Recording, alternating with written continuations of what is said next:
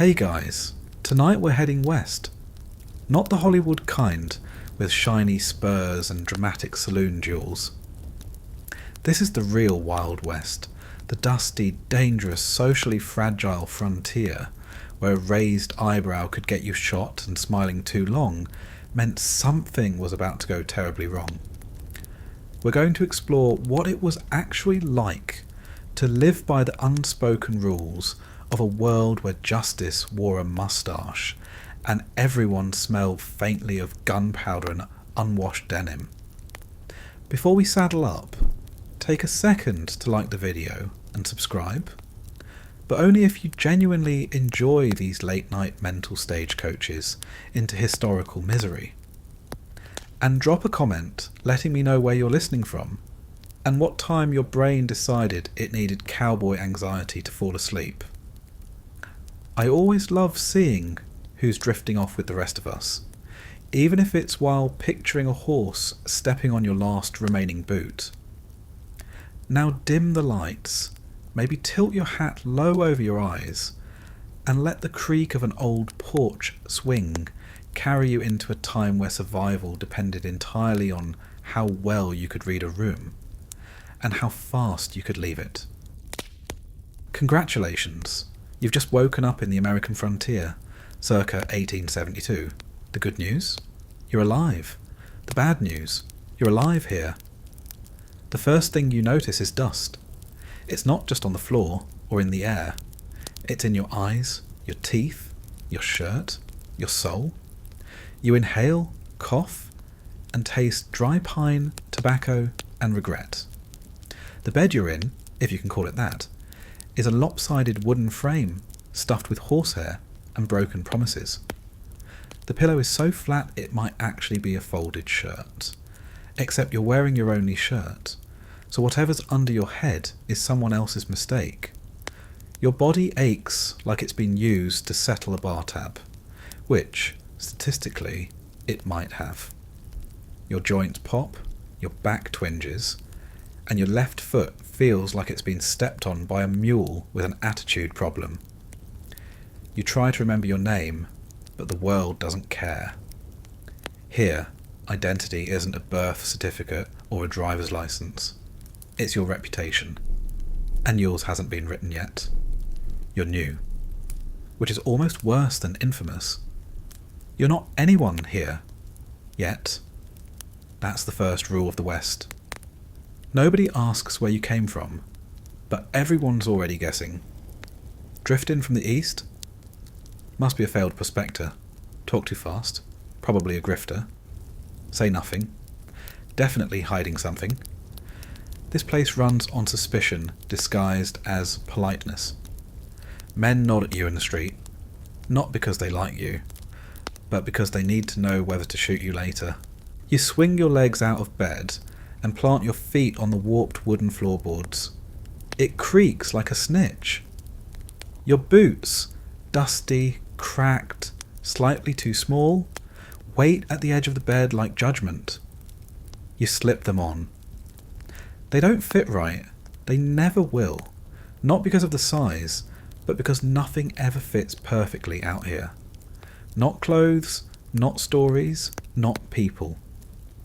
You shuffle to the window. There's no glass, just a pair of shutters that don't close, hanging loose like a drunk's coat. You push them open, and the light hits you like a slap. Outside, the town is waking up, if it ever really slept at all. A horse snorts in the distance. A dog barks once, then decides it's not worth it. The town looks like it was built in a week by men who had never agreed on anything in their lives. Buildings lean, roofs sag. Every structure is an architectural shrug. There's the saloon, of course. Every frontier town has one. Not because people need a drink, but because they need somewhere to pretend they aren't scared. There's a blacksmith hammering something loud and metal into submission. And beyond that, dry hills roll on forever, like the world was tired of making terrain and just gave up. But the most important thing isn't the buildings, It's the people. Or more accurately, the way the people look at you. You're new here, which means everyone's watching. A man across the street pauses mid-spit and squints at you. A woman sweeping her porch glances up, then doesn't go back to sweeping. Even the horse seems to narrow its eyes. They're trying to figure out who you are based on your boots, your belt, your walk, your silence. Out here, introductions aren't made, they're observed. The first few minutes of your day are already a test. And you're probably failing because you didn't nod back. It's a small thing. A nod. A quick tilt of the chin. But in the West, that's the closest thing to a handshake you're going to get. You miss it. And now you're either arrogant, foreign, or armed. Maybe all three. The social math is unforgiving. Every gesture is a decimal point in a bigger calculation of who lives, who dies, and who gets asked to leave quietly before being shot in the back. You don't get a second chance to make a first impression. Not here. Not ever. Your room is above the general store, which is less a convenience and more a public broadcast of your poverty. Boarding upstairs means you couldn't afford a house, couldn't claim land, or just arrived too late to get either. That makes you unanchored.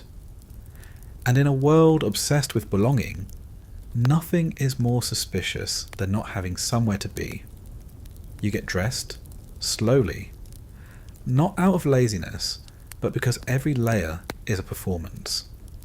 Your shirt is plain, off-white, with a texture of stale cornbread. Your pants are stiff canvas, dyed with the dreams of 100 failed gold miners. You lace your boots and fasten your belt, which holds nothing but the suggestion of competence. No gun. Not yet. You haven't earned that either. Not socially. Because here's the next rule. You don't wear a gun until people expect you to. If you carry iron too early, you're a threat. If you wait too long, you're prey. Timing isn't everything. It's the only thing. Too fast, you're trouble. Too slow, you're toast. The West doesn't wait for you to figure it out. It just watches and reacts. Quietly, violently, predictably. There's a mirror nailed to the wall. Crooked, cracked. Your reflection looks like someone in witness protection who couldn't afford the protection part. You try to fix your hair. It resists. You give up. You try a smile. It looks like a grimace trying to pass the bar exam. You look tired. You are tired. But out here that's normal. Everyone is tired. Tired of the sun. Tired of the dirt. Tired of watching everything they build get blown sideways by a stiff wind and a bad neighbour. You're not special. You're just new. And being new is dangerous. You head downstairs. Each board groans like it's reconsidering its career as a floor. The general store below smells like dried beans, old rope, and secrets. The shopkeeper doesn't look up from his ledger. He doesn't need to. He already clocked your footsteps and probably judged you by the weight of your boots. In towns like this, introductions aren't made, they're measured. You walk past barrels of pickled things that should never have been pickled, stacks of canned goods with labels half peeled off, and shelves of hardware that could either build a house or bury a body depending on the buyer's mood. At the counter, a boy, maybe 10 years old, stares at you like you might turn into a story. You won't. Not today. Outside, the light is harsher. There's no soft sunrise glow. Just full-on morning, like the sun's already annoyed at you. The street, if you can call it that, is more mud than road, with wagon tracks that might as well be small rivers. A dog limps past, wagging its tail out of habit more than hope. The buildings stare down at you with warped windows and sun-bleached signs. And the people? They're everywhere and nowhere. Watching without watching. A man sits on a barrel and sharpens a knife that doesn't need sharpening. A woman pours water into a bucket with the exaggerated care of someone listening for gossip behind her. 3 men on the porch of the saloon pretend they're playing cards. They haven't drawn a hand in 10 minutes. They're watching you, not for fun, not out of boredom, out of necessity. Because here's another rule. Everything you do says something. You walk too fast, you're running from something. Too slow, you're lazy. You look someone in the eye too long, it's a challenge. Don't look at all, it's an insult. The social rules of the frontier are carved into bone, not paper, and you learn them fast or bleed the lesson into the dirt. Someone says morning as you pass, not cheerfully, not even politely. Just the word, like a test you don't remember studying for. You nod. The correct move. A slight one. Not too high. Not too low. The West is a place where the angle of your nod can determine whether you get a drink or a duel. The man says nothing else. He marks your nod like a barkeep marks a tab. It counts. Everything counts. There's no law here, not really. There's a sheriff somewhere probably, but he's more myth than man. Maybe he's drunk. Maybe he's dead. Maybe he's the guy who just nodded at you and hasn't said a word since. In the Wild West, authority isn't granted, it's assumed. You're as powerful as people believe you are, and belief comes from posture, tone, silence, and knowing when to draw and when to disappear. You pass the saloon. The doors swing on rusty hinges, half open like a bad decision. Music spills out. Not real music, just someone trying to coax a piano back to life while ignoring half its missing keys. Inside, the air smells like spilled whiskey, cigar smoke, and danger. A man bumps into you on the porch. He's wide, tall, smells like sweat and leather. He says nothing. You move. Not out of fear, out of respect. That's the official story. He doesn't look back. He doesn't need to. The way he didn't flinch told everyone who he was. The way you moved told them who you aren't. Yet, reputation is currency, and you're broke. You don't belong to a family here. No one knows your last name. You haven't bought land, built a fence, or buried anyone. You're still theoretical. And in a place where survival depends on alliances, that's not a good thing. So who are you? You're whoever they say you are. If the bartender calls you a drifter, you're a drifter. If the preacher calls you a sinner, you're a sinner. If the woman in the general store says you looked at her wrong, you're either getting married or getting shot, depending on the mood of her brothers. Your story, out here, isn't something you tell. It's something you defend. You make your way to the livery stable at the edge of town. You don't have a horse. Not yet. That's another problem. No horse means no mobility. No mobility means you can't leave fast. And everyone here wants to know whether you can leave or whether they can find you if things go bad. The stable hand eyes you like. You're a stray dog sniffing around too close to the meat. He says nothing, just spits near your boot and keeps brushing a horse that hasn't been fed properly since last Tuesday. You nod again, still learning the rhythm, still figuring out the pauses between words, between glances, between 1 second of peace and the next second of problems. You don't ask for a horse, you just look. The stable hand doesn't ask if you have money. He asks, "You staying long?" The question isn't about time, it's about loyalty.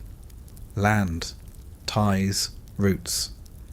Staying long means you're here to contribute, to play the game, to follow the rules. Passing through means you're expendable. You could vanish and take your problems, or someone else's secrets with you. Nobody trusts a moving shadow. You lie. Of course. You say, thinking about it. He grunts, which is either approval or warning. Same sound, different futures. There's a girl watching you from behind the stable wall. Maybe 12, maybe 15. Kids age faster here. She doesn't smile. She doesn't wave. She just memorises your face like she's seen too many people come and go, and stopped believing in anyone staying. She knows something about you that you don't, because the people out here don't learn by listening. They learn by surviving. And survival means understanding people faster than they understand themselves. She vanishes behind a wall like a ghost with a memory. You walk back into town. There's a wanted poster nailed to a post by the sheriff's office. The ink is faded, the name barely readable, but the eyes on the sketch stare back at you like a prophecy. You stare a little too long. Someone notices. A man behind you clears his throat, not dramatically, not impatiently, just loud enough to remind you that this is not your business. You turn, nod again.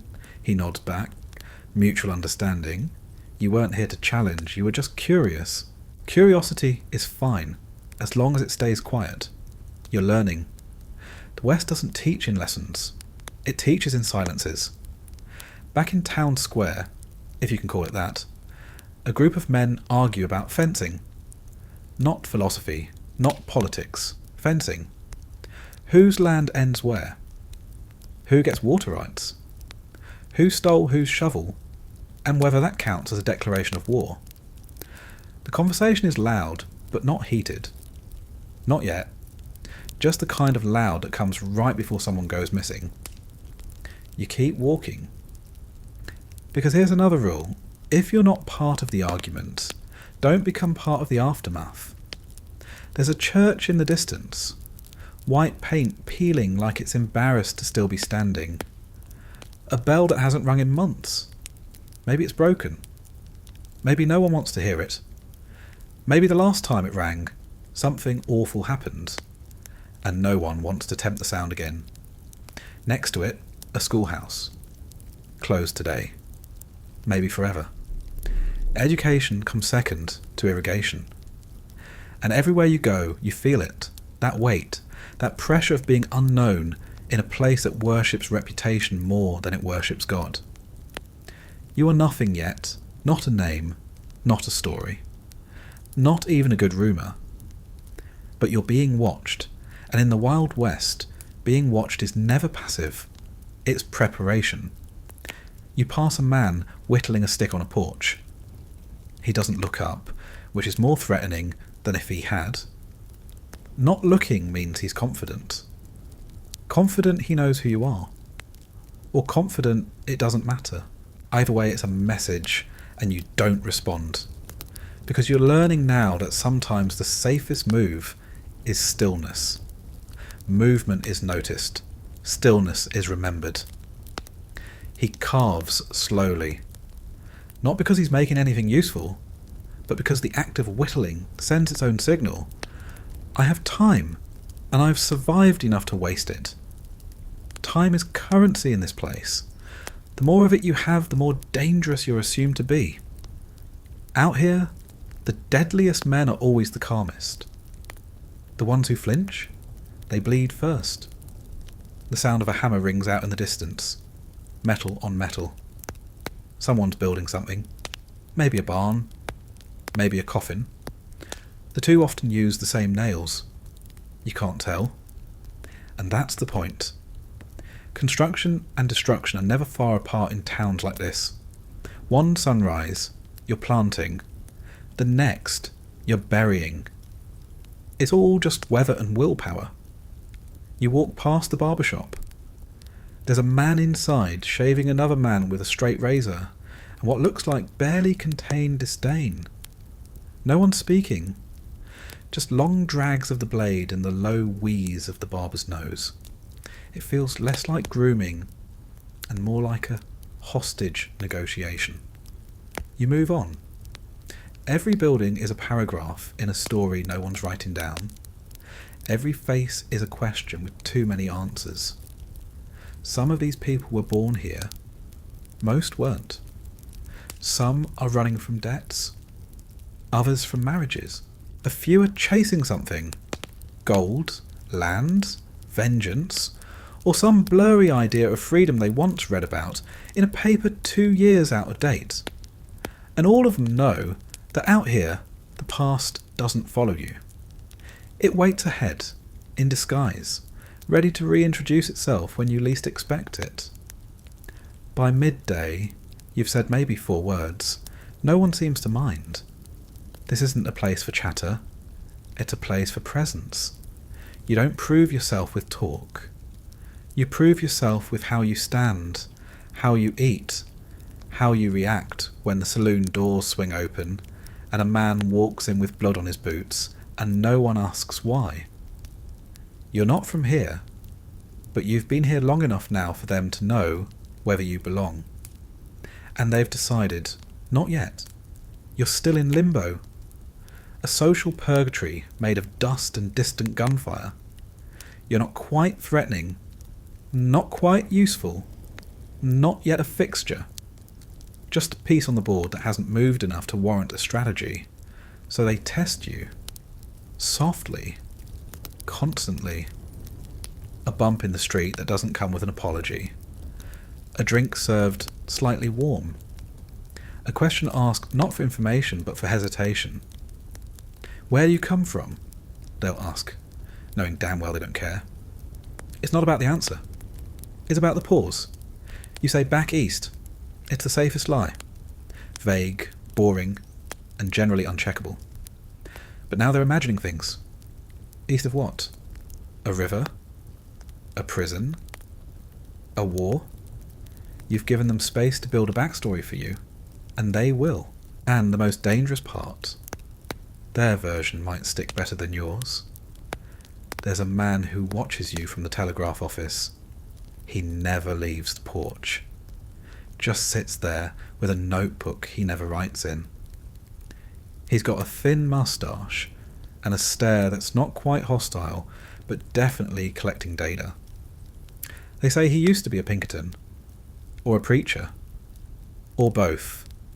He doesn't wave. He doesn't nod. He just watches. You get the sense he knows everyone's secrets, and that he's kept them all, not out of loyalty, but out of leverage. Behind the saloon, a young man leans against the wall, rolling a cigarette. He looks like trouble in the process of deciding what kind. He watches you with one eye, the other squinting at the match he strikes too close to his thumb. He lights up, exhales, smiles just barely. You're the one from the store. It's not a question. You nod. He takes a long drag and says, "People around here get real nervous when someone shows up quiet." "You say nothing?" He laughs. "That's probably smart." Then he flicks his ash, doesn't say goodbye, and walks back into the alley like he came from smoke and will return to it. That's how introductions work out here. Not with names, but with observations, cautions, and the silent agreement that everyone is dangerous in at least one way. You pass a man hitching a horse. The horse looks healthier than the man. He's thin, lined like old paper, with hands that tremble unless they're holding something leather. He mutters to himself as he loops the reins. Something about Kansas, or Kansas City, or a woman named Mary who was neither. He turns to you, sudden and sharp. "You're a God-fearing man." You pause, because every answer is wrong. You say, "I try to be." He nods. Once. Deeply. Like you passed a test neither of you understood. Then he goes back to talking to the horse, who seems uninterested in both religion and regret.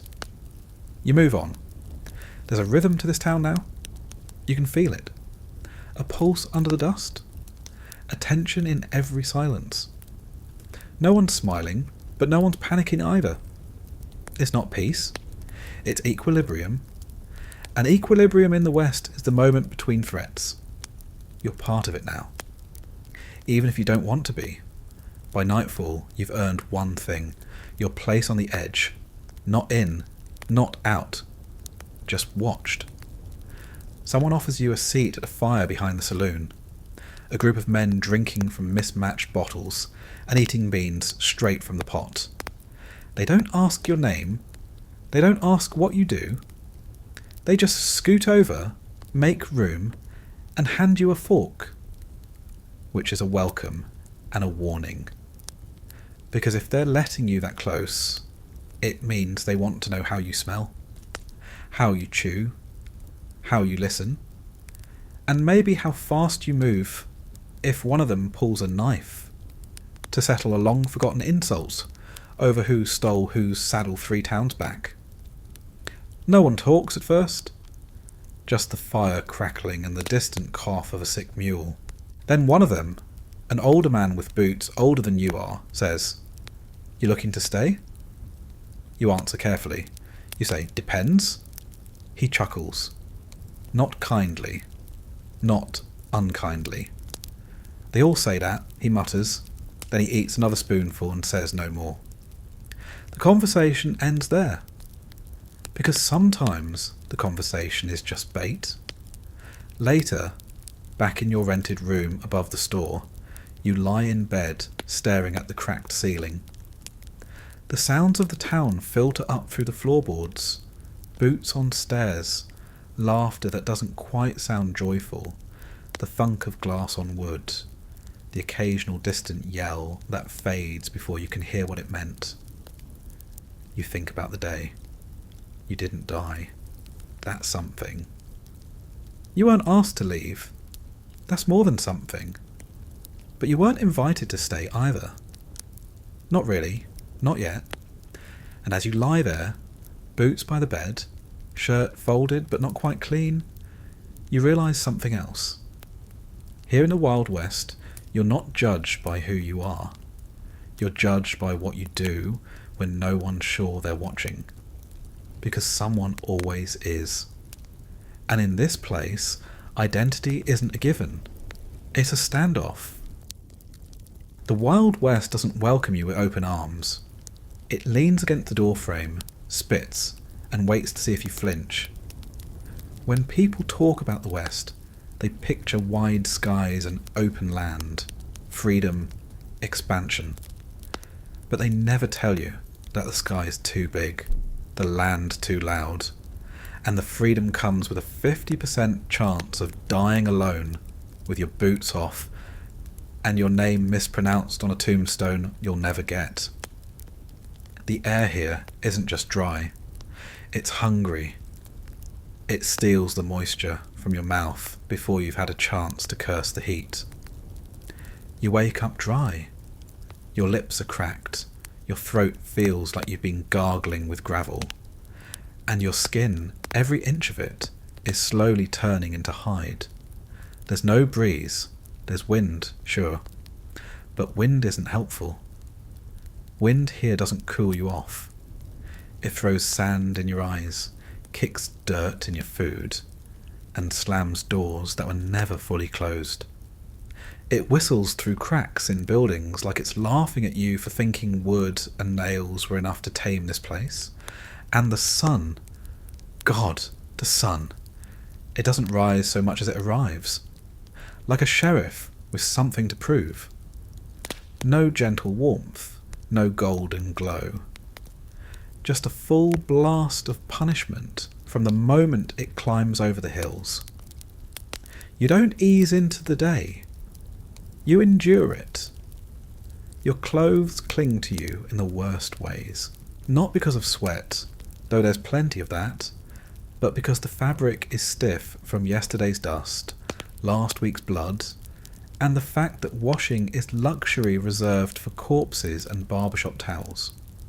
The horizon lies to you. It always looks close. You think, just past that ridge, maybe there's water. Maybe there's shade, maybe something better. But when you get there, all you find is another ridge, another lie. The land rolls on forever. like someone with a grudge designed it. And the nights? They're not kind. People think desert nights are peaceful, that the stars make up for the heat, that the cool air brings comfort. That's not how it works. The nights here are sharp, cold in a way that feels personal, like the land is punishing you for surviving the day. You curl up in your bedroll, if you have one, or under the eaves of a building that doesn't hate you enough to chase you off. The ground is never soft. The wind is never quiet. The stars don't twinkle. They glare. Cold, distant, unblinking reminders that the universe is huge and your life is very, very small. You hear everything at night. Every creak. Every howl. Every step that might be a coyote, or might be a man who thinks you looked at him wrong 2 days ago and followed you out of town. You don't sleep so much as rest with intention, and in the morning you do it all again. The ground itself doesn't want you here. It's cracked, hard, and filled with things that sting, bite, or hide until you're unlucky. There's no soft moss, no cool grass, just rocks that aim for your ankles and cactus that doesn't care if you're thirsty. You walk carefully. Every step is a gamble. Snake, hornet, thorn, maybe just a loose nail from your own boot trying to betray you. Water is rumour. You hear about wells, springs, places where you can drink and not feel your stomach coil in protest. But half the time it's dry, or tainted, or owned by someone who thinks sharing is a concept for church sermons and Eastern newspapers. So you ration every drop, every sip. Your lips crack anyway. Your tongue turns thick. Your eyes ache from squinting. You get headaches from thinking too hard under the sun. You see mirages. Not just the shimmery kind, but the emotional kind. Hopes dressed up as shadows. You think you hear a creak? You don't. You think someone called your name? They didn't. You think maybe you made a mistake coming here. You did. But it's too late. Inside the town, it's not much better. The streets are dirt, but not soft dirt. It's packed down with horse droppings, wagon tracks, and the footsteps of 100 men who stop believing in anything but habit. And when it rains, on the rare, violent occasions that it does, it turns into a sticky soup of mud and manure that clings to your boots like guilt. Buildings look like they were put up out of spite. Wood warped by heat and time. Roofs that leak not because they're broken, but because the builder ran out of patience. Some buildings lean against each other like drunk friends. Others just stand alone, slanted, waiting for the next windstorm to finish what the termites started. Windows are clouded. Glass is expensive. Most places use oiled paper, which doesn't stop much, but does give every room the ambient lighting of a funeral parlour. And then there's the smell. It's not one smell. It's a mixture of sweat, of old whiskey, of animals, of metal, of wood rot and leather and coal smoke, of hope gone sour. You breathe it in and don't notice until you leave town and realise what the absence of it feels like. And people live in this. They don't just visit. They make homes here, or what passes for homes. One-room shacks with no insulation. Cabins made of logs and desperation. Dugouts carved into hillsides where the bugs come in uninvited and never leave. Beds made of straw. Blankets made of scratchy wool and crushed dreams. And everything is coated in dust. It gets into your food, into your teeth, into the creases of your hands and the folds of your clothes. It's not dirt you can wash off. It's part of you now. A new layer of skin made of grit and resignation. You see people try to clean. A woman sweeping her porch in a losing battle against the wind. A man scrubbing a table with water that's already grey. Kids washing their faces in tin basins like it might actually help. It doesn't. The West is not a place that stays clean. You don't beat the environment here. You don't even manage it. You make a truce. A silent, uneven deal. You do your part, and the land might not kill you today. There's a saying out here. No one remembers where it started, and no one cares if it's true. The West doesn't break you. It just watches you do it yourself. And it's right, because the West isn't actively trying to kill you. Not really. It just gives you the tools. A dry wind that whispers your weaknesses back to you. An empty horizon that reflects your worst decisions. And a silence so thick it fills your ears like confession. The land isn't hostile, it's just indifferent. Which, in many ways, is worse. You're not part of the landscape, not truly. You're tolerated, barely. Like a stain on a saloon wall that no one's had the energy to scrub off yet. You walk through it every day knowing that you're temporary. The rocks will outlast you. The sand will reclaim your bones. Even the buildings will collapse eventually and be eaten by weeds that haven't sprouted in years. Take the desert, for example. Vast, beige, beautiful in the way a grave is beautiful when no one's dug it yet. It's not empty. It's just quiet. And in that quiet, everything loud in you starts to unravel. Your doubts, your memories, your questions about whether this life was ever meant for you, or whether you just made one bad decision in a long line of others and wound up in a place where maps turn into guesses. People who live in the West long enough all start talking to themselves. It's not madness, it's survival. If you don't fill the silence starts asking questions.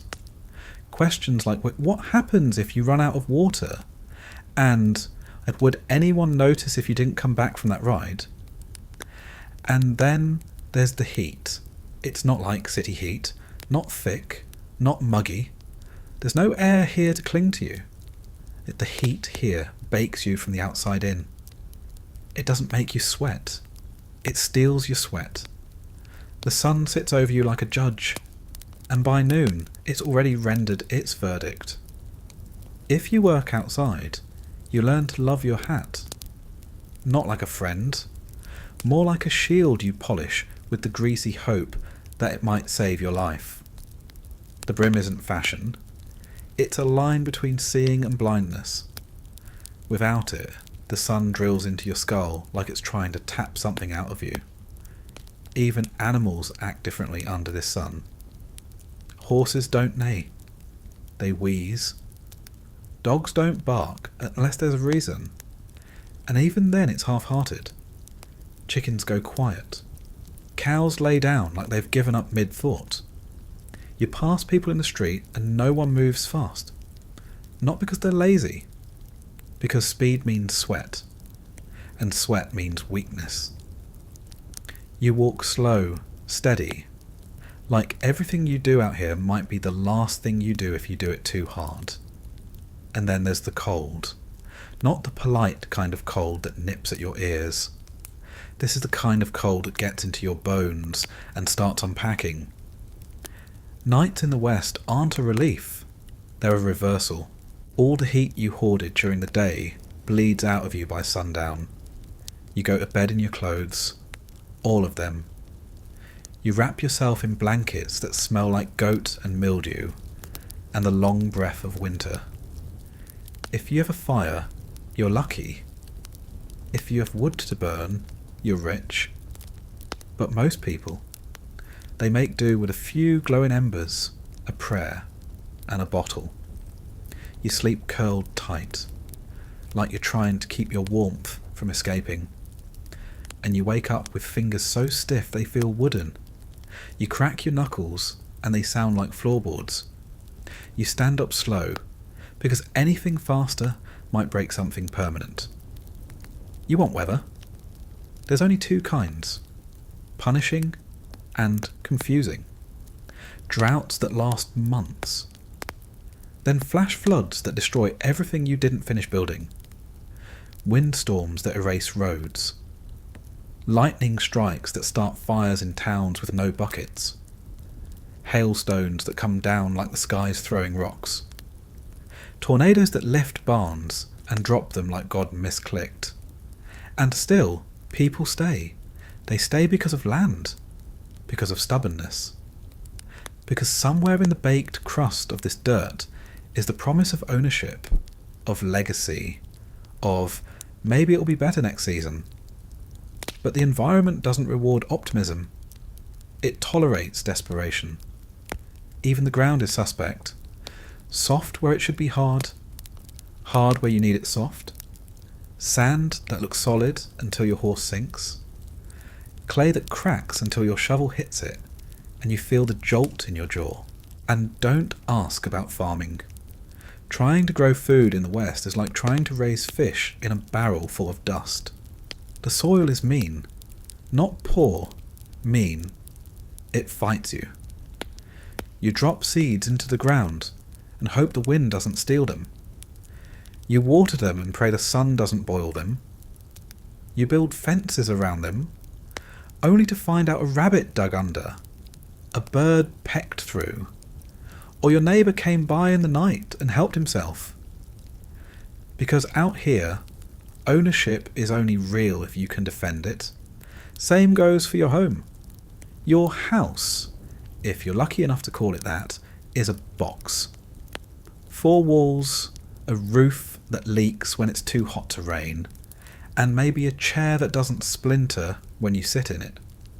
No insulation. No foundation. Just space to collapse in. Wood warps in the heat, swells in the rain, shrinks in the cold. You hammer the same nail 3 times a week just to make it stay. Your windows don't keep out the cold. Your door doesn't keep out sound. The wind whistles through your floorboards like it's composing a symphony of reminders. You chose this. You chose this. And when it's not the wind, it's the flies. Endless. Aggressive. Persistent. They land on your food, your face, your eyes. You wave them off in your sleep. You learn to eat faster. Not because you're hungry, but because the flies are hungrier. Some days they're the only company you have, and they never bring anything good. Out in the open, the animals don't respect you. Coyotes skulk close at night, not because they're brave, but because they know you're not paying attention. Rattlesnakes don't rattle unless they're bored. Scorpions show up in your boots. You learn to shake everything before you put it on, and even then you do it slow, because pain out here is an education, and every lesson costs time. And that's the cruelest part of this place. The math of effort and outcome never adds up. You haul water for an hour to boil beans that burn in 2 minutes. You build a corral that collapses in 1 windstorm. You plant a dozen rows of corn and harvest 2 good ears and a sunstroke. You fix a fence that gets cut by the same neighbour who swore he'd leave your land alone. Existence in the West isn't about progress. It's about persistence. You don't move forward. You just stay upright.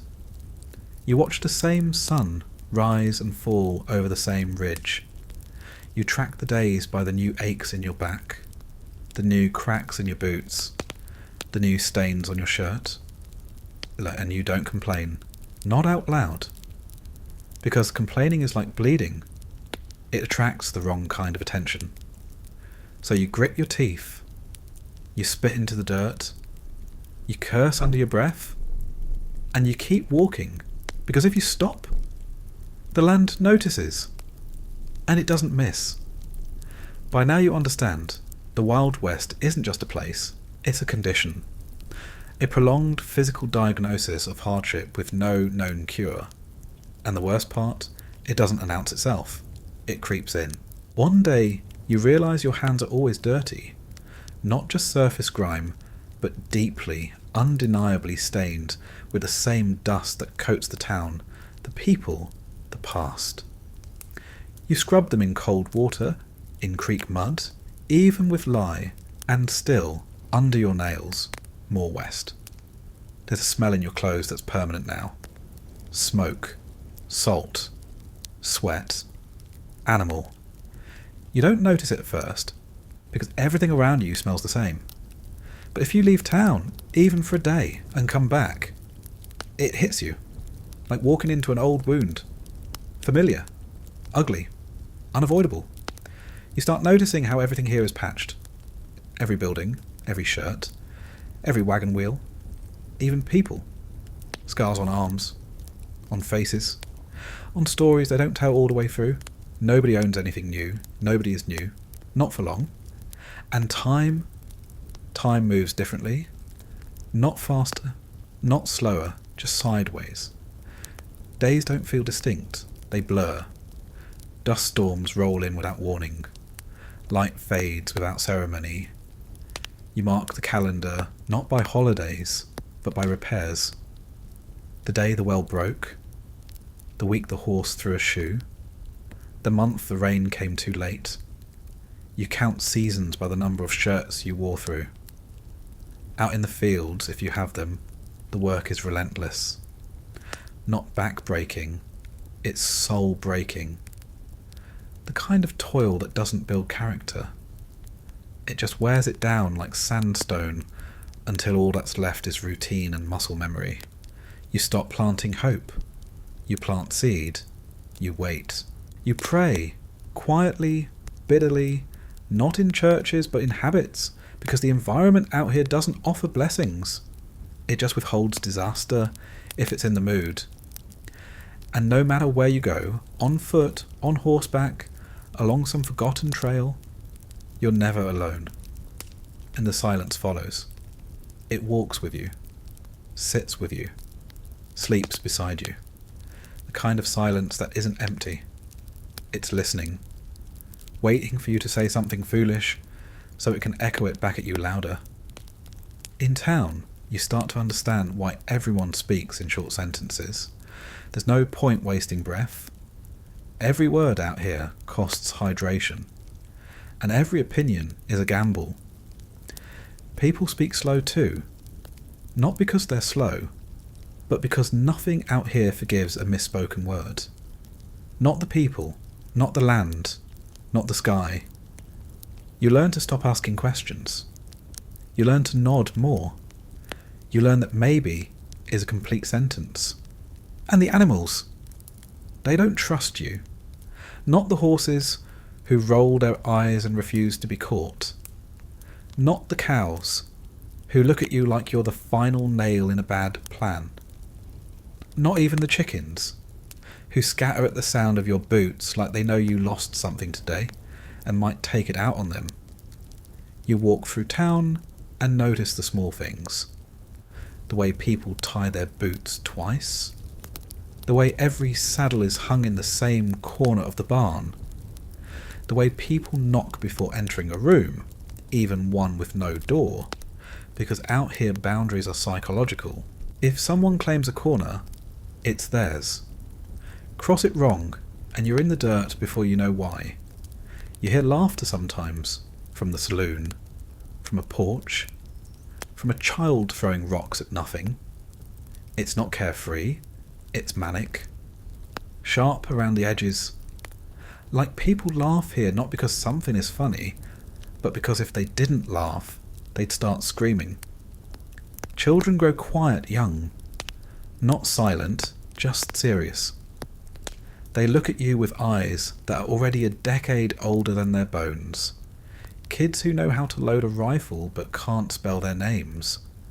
Kids who feed the pigs at dawn and help bury dead chickens before breakfast. Even joy here is cautious, measured. Celebrations are brief. Births are whispered about more than weddings. Weddings are more practical than joyful. And funerals, well, funerals aren't so much events as closures of ongoing bets. How long did he last? Someone might ask. Not cruelly, just statistically. And yet, people stay, they build more. Not because the last thing held, but because building is the only way to pretend the West hasn't won yet. They mend fences knowing they'll be broken again. They dig wells deeper, even if the water tastes like iron and defeat. They sweep their porches not to clean, but to say, we are still here. The environment is a weight, but it's also a wall. It keeps some things out. The city softness, the pretensions, the idea that things should be fair. Out here, there's no should. There's only, did you make it through the week? You did?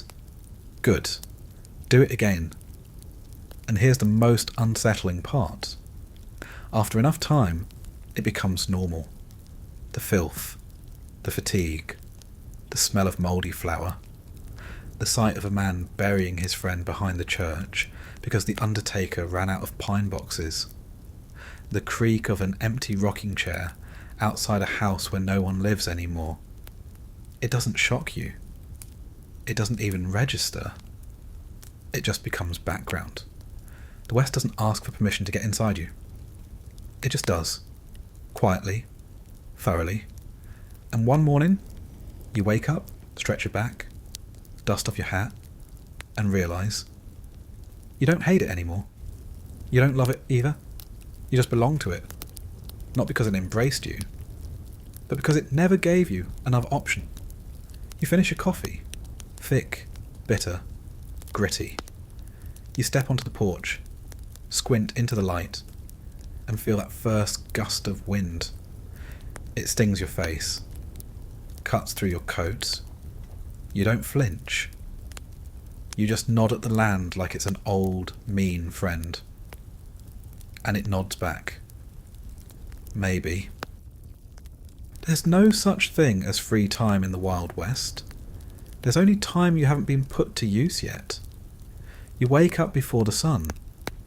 Not because you're disciplined, not because you love the sunrise, but because dawn is the only hour the heat hasn't weaponized against you. Because if you're not up, someone will wake you with a boot to the ribs, or a scream about something broken, missing, or dead. Your body doesn't stretch. It unfolds. Stiffly. With effort.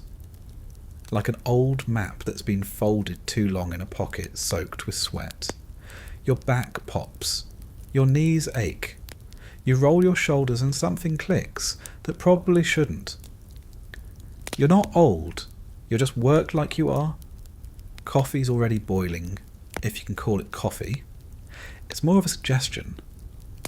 Brown water that tastes like charred regret and boiled socks. You drink it anyway. Not for the flavour. For the warmth. For the burn that reminds you your throat still works. Because once you start hauling fence posts, the only thing you'll taste is blood and sun. You don't eat breakfast. Not really. Maybe a biscuit so dry it powders in your mouth like chalk. Maybe a slice of salt pork that's mostly salt, barely pork, and tastes like something you'd find in the bottom of a saddlebag during a famine. If you're lucky, there's a leftover bean from last night. Just one. You chew it slow. Then it's outside. No matter what your job is out here, the first hour of the day is labour. You could be a rancher, a blacksmith, a saloon keeper, or the town drunk. Doesn't matter. You've got something that needs fixing, hauling, burning, feeding, or chasing. And it needs doing before the air gets so hot it feels like breathing through a furnace. You grab tools that have names, but most folks just call them by their damage. The bender, the breaker, the splitter. You don't own gloves. No one does. You just build calluses on top of calluses until your hands feel like tree bark and your fingernails stop being decorative. If you've got animals, they come first, because they scream louder when they're ignored. You feed the horses, clean their stalls, brush their hides, Pretend you don't see the fresh cut on one's flank, or the way another's eye looks cloudy. You mutter to them. Not because they listen, but because it's easier than talking to people. You haul water, always water, barrels, buckets, bladders. You carry it from the pump, the well, or the creek a half-mile out. One bucket at a time, sloshing onto your boots, soaking your socks, turning your shirt dark in patches that take all day to dry. And the irony, you never get any. You wash the animals with it, you soak the ground with it, you cool the forge with it, but you drink just enough to keep your tongue from cracking. Because too much, too fast, and you'll get sick. Because you have to share with 7 others, because the water might run out, because everything good runs out here. By mid-morning, your shirt sticks to you like regret. Your hat doesn't block the heat, it just moves it around. Your belt cuts into your hip. Your boots are filling with dust that rubs your skin raw. You itch. You burn. You stink. And you haven't even started your real work yet. Let's say you're a ranch hand. Your job is simple. Don't die while keeping the cattle alive. You ride out. Saddle creaks. Horse breathes heavy. Dust clouds rise like ghosts from the trail. The cattle are out there somewhere, mooing, wandering, plotting. You spend the next 6 hours convincing them to move 5 miles in the wrong direction, hoping it's close enough to call it a win. You shout until your voice gives out. You crack the whip. You lose your temper. You lose your hat. You lose one cow to a ditch, another to a snake bite, and the rest to stubbornness. And when it's all over, your reward, you get to do it again tomorrow. Now maybe you're not a ranch hand. Maybe you're working a mine, a hole in the earth with worse manners than a saloon bouncer. You lower yourself in on a rope that looks 1 year away from snapping. You dig with tools that double as weapons. You breathe air that's 2 parts dust, 1 part gas, and whatever's left is probably poison. The men next to you don't talk. They grunt, spit, cough. You don't look at them too long. You don't ask their names. You just swing your pick, listen for the echo, and try not to pass out. Or maybe you're on the farm. Yours if you're lucky, someone else's if you're not. You hoe the ground, plant seed, pray for rain, curse the sky when it gives too much or too little. You kneel in the dirt and press your hands to the soil, like maybe it'll forgive you this time. It won't. But you do it anyway. And the insects. God, the insects. Flies in your eyes. Mosquitoes in your ears. Ants in your clothes. Bees in your food. Wasps in your bedroll. You swat until your arms are sore. You give up. You let them take what they want, because you're too tired to argue with anything that has wings. You build fences that break. You chop wood that splinters. You carry sacks heavier than your hopes. You fall into bed with blisters between your fingers and aches in places you didn't know could hurt. You dream of rain, or sleep, or a day when your back doesn't hum like a railroad spike. And maybe, just maybe, you work in town. You think that's easier? Try standing behind a bar for 12 hours while drunk men spit their teeth into shot glasses and ask you if you believe in God or gunpowder. Try shoeing horses with hooves the size of your head and tempers shorter than a gun barrel. Try sweeping out a brothel at 3 a.m. and pretending you didn't hear what you just heard through the walls. Labour isn't just a thing you do out here. It's who you are. It's the price you pay to stay alive, to stay noticed, to stay useful. Because if you stop working, even for a day, people start asking questions. And questions are dangerous. You must be sick. or lazy, or scheming, or suicidal. You must be up to something. Nobody rests in the West unless they've earned it, and even then, it's frowned upon. Because if you're not moving, fixing, sweating, bleeding, what exactly are you doing? And who do you think you are, acting like you're better than the dust? The moment you stop labouring, you become a liability. And liabilities don't last long. You learn quickly that out here, labour isn't a task, it's a test, and no one tells you the rules. You either pass by surviving, or you fail by stopping. That's the grading system. It's not a curve, it's a cliff. And that test starts the moment you're old enough to reach a shovel. Children work here. Of course they do. Not in some romantic little house on the prairie way. No one's baking pies and learning about character.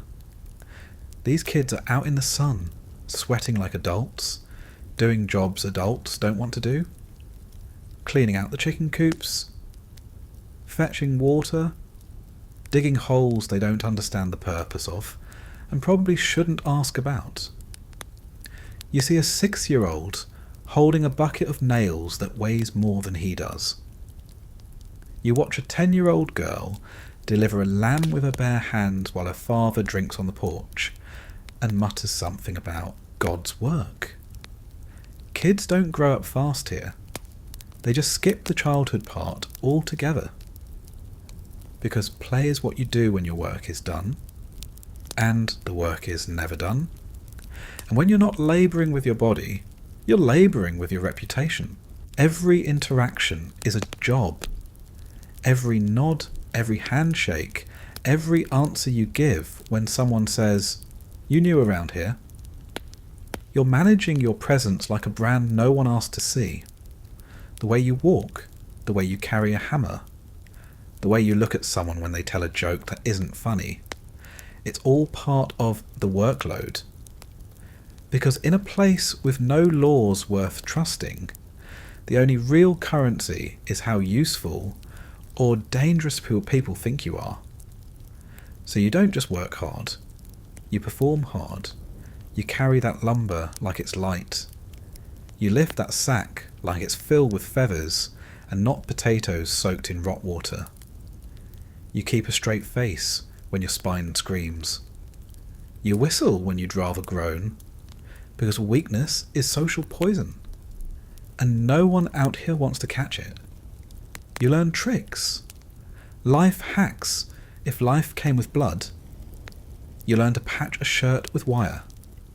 You learn to wrap twine around a cracked axe handle. You learn how many nails you can reuse before the heads snap off. You learn which kind of dung burns best, and how to sleep sitting up because you can't afford to lie down and not get up again. You start calling injuries by different names.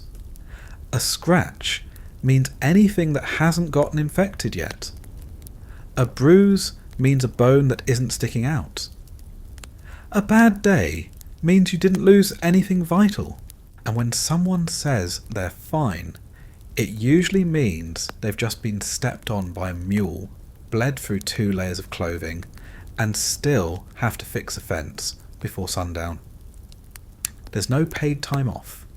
There's no unpaid time off. There's just work, or suspicion. And no matter what kind of job you have, the West finds a way to turn it into punishment. Are you a teacher? Good.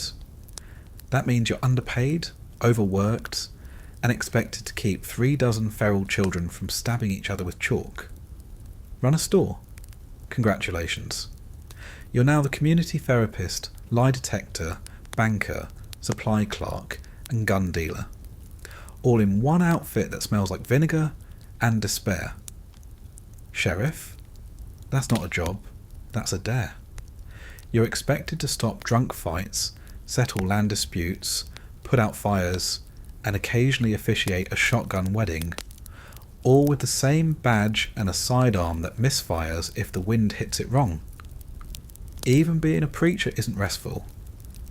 You preach on Sundays and dig graves on Mondays.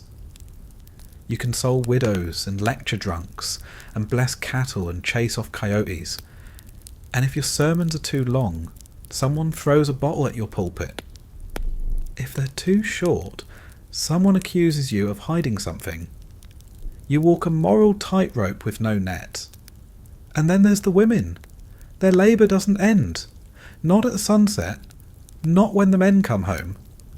Not even when they're sick.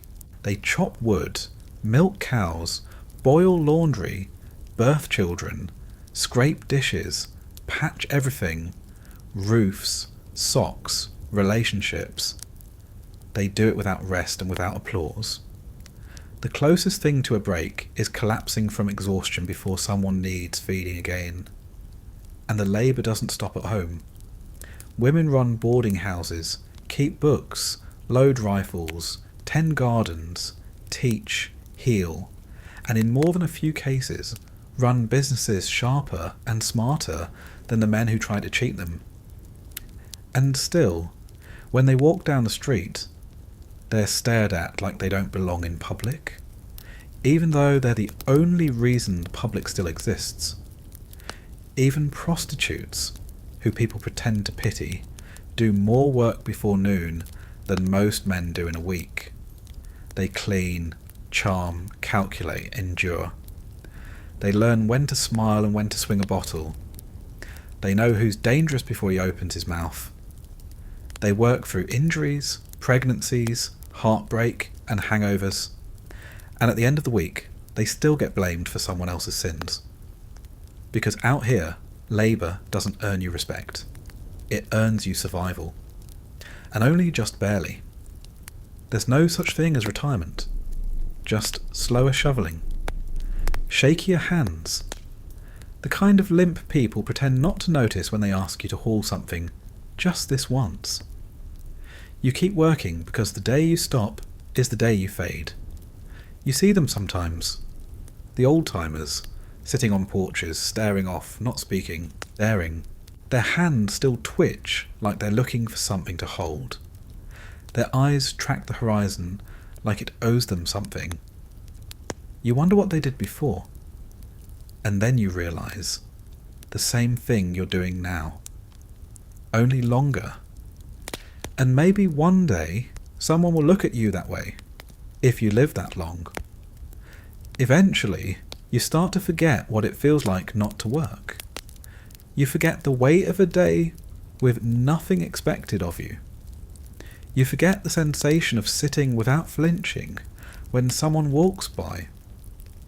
You forget what your hands looked like before they were scarred, stained, and perpetually clenched into readiness.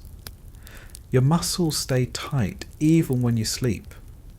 You wake up mid-dream, fingers curling around phantom tools, shoulders bracing like something's about to fall on you. The work doesn't leave your body when the sun goes down. It lingers, it nests in your bones, and the worst part, you start to need it. Not out of purpose, not pride, just momentum. Like a cart rolling downhill with no brakes left. To stop is to tip over. You've been running on fatigue for so long that rest feels suspicious. You sit too long, and your brain fills the silence with all the things still undone. You walk past your own chores just to check they still exist. The work owns you now. It rewires your habits. You start measuring people by how much they can lift, how fast they can dig, how early they wake up. Someone who sleeps past sunup? Lazy. Someone who sits too much? Coward. Someone who takes their time? Useless. You become judgmental without meaning to, because you've bought into the logic that a person is only as good as their output. You see an old man limping and think, he used to be something. You see a boy resting and think, he doesn't know yet. You see a woman carrying more than she should, and your first thought isn't help her, it's she can take it. And that's how the labour shapes you, quietly, constantly. until it's no longer just your job. It's your language, your mirror, your shadow. Even Sundays, the one day God supposedly reserved for rest, come with a chore list. You clean the tools, mend the harness, sharpen the blade, pray while you patch a coat, whisper psalms while picking lice from the blankets. You thank God for the rain and then curse him because it's flooding the barn again. The church bell rings and you go not to be saved, but to count the other tired faces and make sure you're not the only one still pretending it matters. And then the sun sets, again. You walk home slow, because walking fast hurts. You don't speak unless someone asks a direct question. You chew dinner like it's a task, not a pleasure. Bread that cracks your teeth. Beans that could be bullets if they were any harder. You don't taste anything anymore. You just notice when it's missing. And if you're alone, your body starts talking back. Your shoulders hum. Your wrists throb. Your spine lights up with every movement, like a prayer candle lit too late. Your feet burn with the kind of ache that feels ancient. You lie down on a straw-stuffed sack that used to be a mattress. You stare at the ceiling. You wonder if your body's angry with you, or just tired of waiting for you to stop. And some nights it breaks, not loudly, not all at once. You just drop a bucket and don't pick it up. You sit down halfway through fixing something and forget why you started. You stare at the dirt and think, maybe if I lie here, the ground will just take me back. Not because you want to die, but because being dirt seems easier than fighting it. That's when the others notice. Someone walks by and says, "You all right?" And you say, "Just tired." That's the code. It means my back won't straighten. My chest feels like it's folding in. My fingers stopped listening. I don't remember what day it is or why I cared. But you say, "Just tired." Because out here, anything else sounds like quitting. And quitting is louder than dying. You see it happen to others. One by one, they slow down, fall behind, miss a task, miss two. People stop asking them for help. Then they stop saying hello. Then one day you realise you haven't seen them in a week and no one mentions their name. Sometimes they leave town. Sometimes they're still in it. Just somewhere in the back, behind the stable, staring at the hills and pretending they ever wanted to be here in the first place. And sometimes they're buried before anyone remembers to ask what they used to do. Because even in death, the labour continues. Someone's got to dig the hole. Someone's got to build the box. Someone's got to hammer the cross and carve a name into wood that was supposed to be used for a fence, or a wagon axle, or a table no one had time to finish. And after the burial, back to work. Because the cows are still hungry. The firewood's still low. The weather's turning, and no one else knows how to fix that damn door. You wipe the sweat off your face and taste salt and sawdust. Your shirt clings. Your eyes sting. Your hands go back to the task. Because here's the final truth. In the West, labour isn't what kills you. It's what delays it.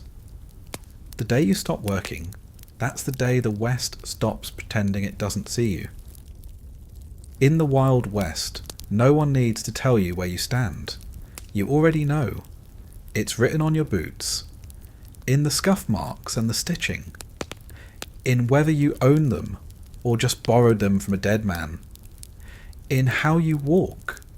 Upright or cautious, heels firm or toes nervous. It's in your clothes, in your hat, in the way your shirt buttons mismatch, because it belonged to someone else first. And everyone sees it. There's no camouflage in poverty. There's no hiding in dust. The people around you have already sized you up before you finish crossing the street. They know what you're worth, or rather, they know what you're not. Because here, status isn't a title, it's permission. permission to speak, to sit, to interrupt, to make a mistake and be forgiven. If you're on the bottom, and you are, you don't get that permission. You wait your turn. You lower your eyes. You laugh at jokes that insult you because silence would be worse. You speak in questions, never in statements. Mind if I sit? Think I could borrow? Would it be all right if...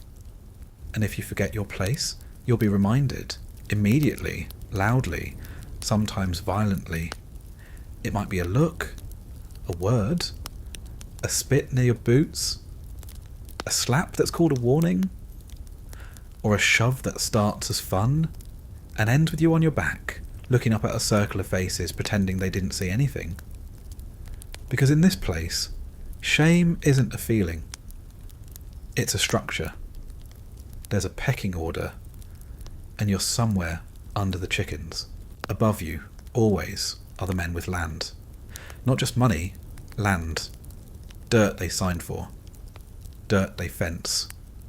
Dirt they die defending. And dirt they never work themselves. They show up in town once a week in wagons with clean shirts and confident hands. They speak slow, not because they're thoughtful, but because they have never had to explain themselves quickly. People wait for them to finish talking. People laugh at their jokes before they finish them. Their children don't work. Not really. Their wives wear gloves indoors and ask questions with the tone of someone who's never heard no without consequences. They eat at the good table. Get the first cut of meat. They get second helpings without asking. They complain about the weather like it personally owes them better. And if you happen to be the one serving them, you keep your eyes on the plate. You don't spill. You don't speak unless spoken to. You don't offer an opinion unless it's flattering, brief, and preferably about how grateful you are for the opportunity to hand them food they didn't grow. But they're not the worst of it. Worse are the middlemen, the ones who aren't rich, but aren't you. They own a store, maybe, or 2 cows instead of 1. They work too, but differently, not harder, just with cleaner hands and louder mouths. These are the men who talk the most at town meetings. They shake your hand too hard. They laugh too loud. They demand respect because they know they're too weak to take it. They'll hire you for a job they don't want to do, then correct the way you did it. They'll offer advice when you didn't ask, and call it help. They expect discounts, deference, gratitude. They're always watching you, not because they're curious, but because they're terrified someone might confuse you for them. They're not rich enough to rest easy, so they punch downward constantly to make sure no one forgets they're standing above something. You'll see it when they speak to the bartender like he's deaf, when they call the blacksmith boy, even though he's 40, when they smirk at the teacher for using big words they don't understand, when they tell the preacher how to pray better, and every insult they throw at someone lower than them is a rehearsal for what they'd say to you if they thought they could get away with it. But the worst part, they often do.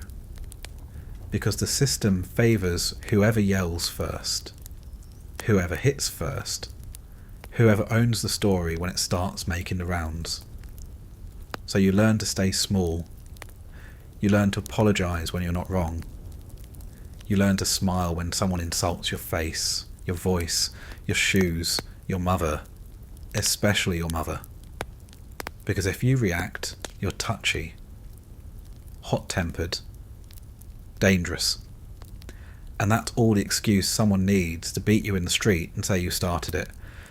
You'll hear phrases like, some folks just don't know their place, and you'll understand. It's not just about land, or work, or clothes.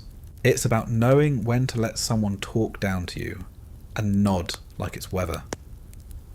It's about humiliation, public, private, constant, treated like discipline.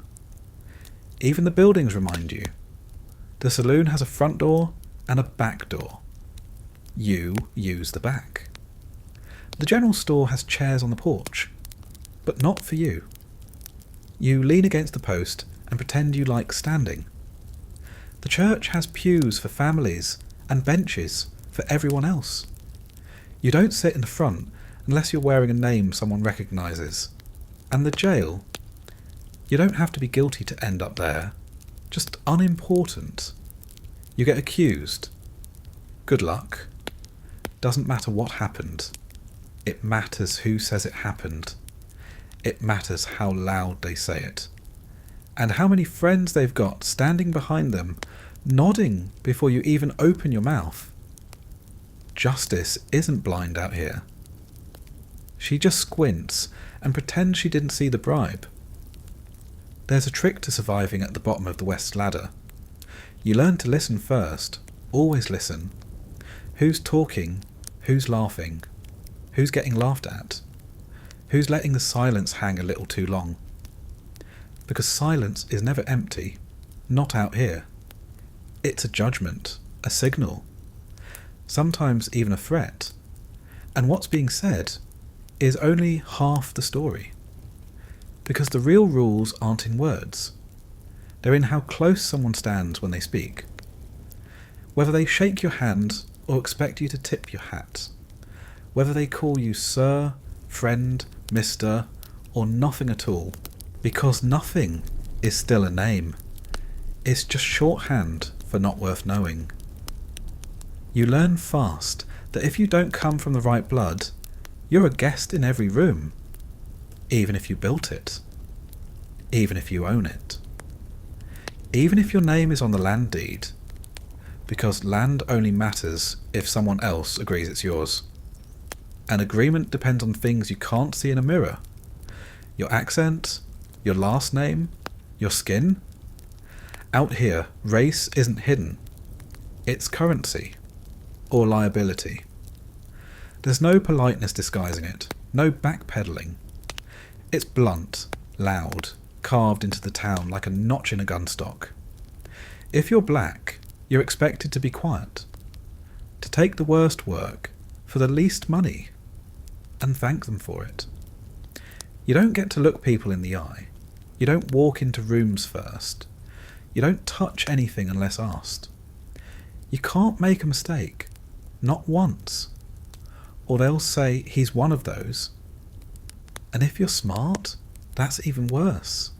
They don't want you to read, to speak well, to know more than they do. Because then they'll accuse you of being uppity, slick, trying to get above your station. Station? Like you're a train car that should have stopped 3 towns ago and stayed put. If you're Mexican, you're a labourer first, and a human being if there's time left over. People wave you off when you speak Spanish, even if you're talking to your own brother. They laugh at your English.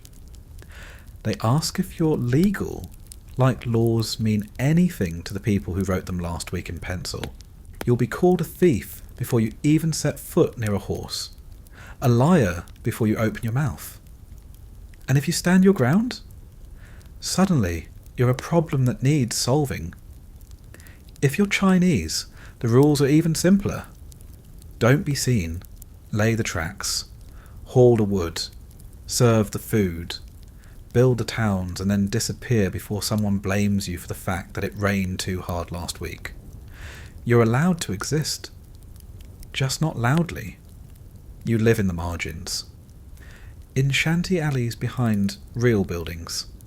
You make your own food, your own clothes, your own space, because no one's letting you into theirs. The West wants your labour, but not your presence.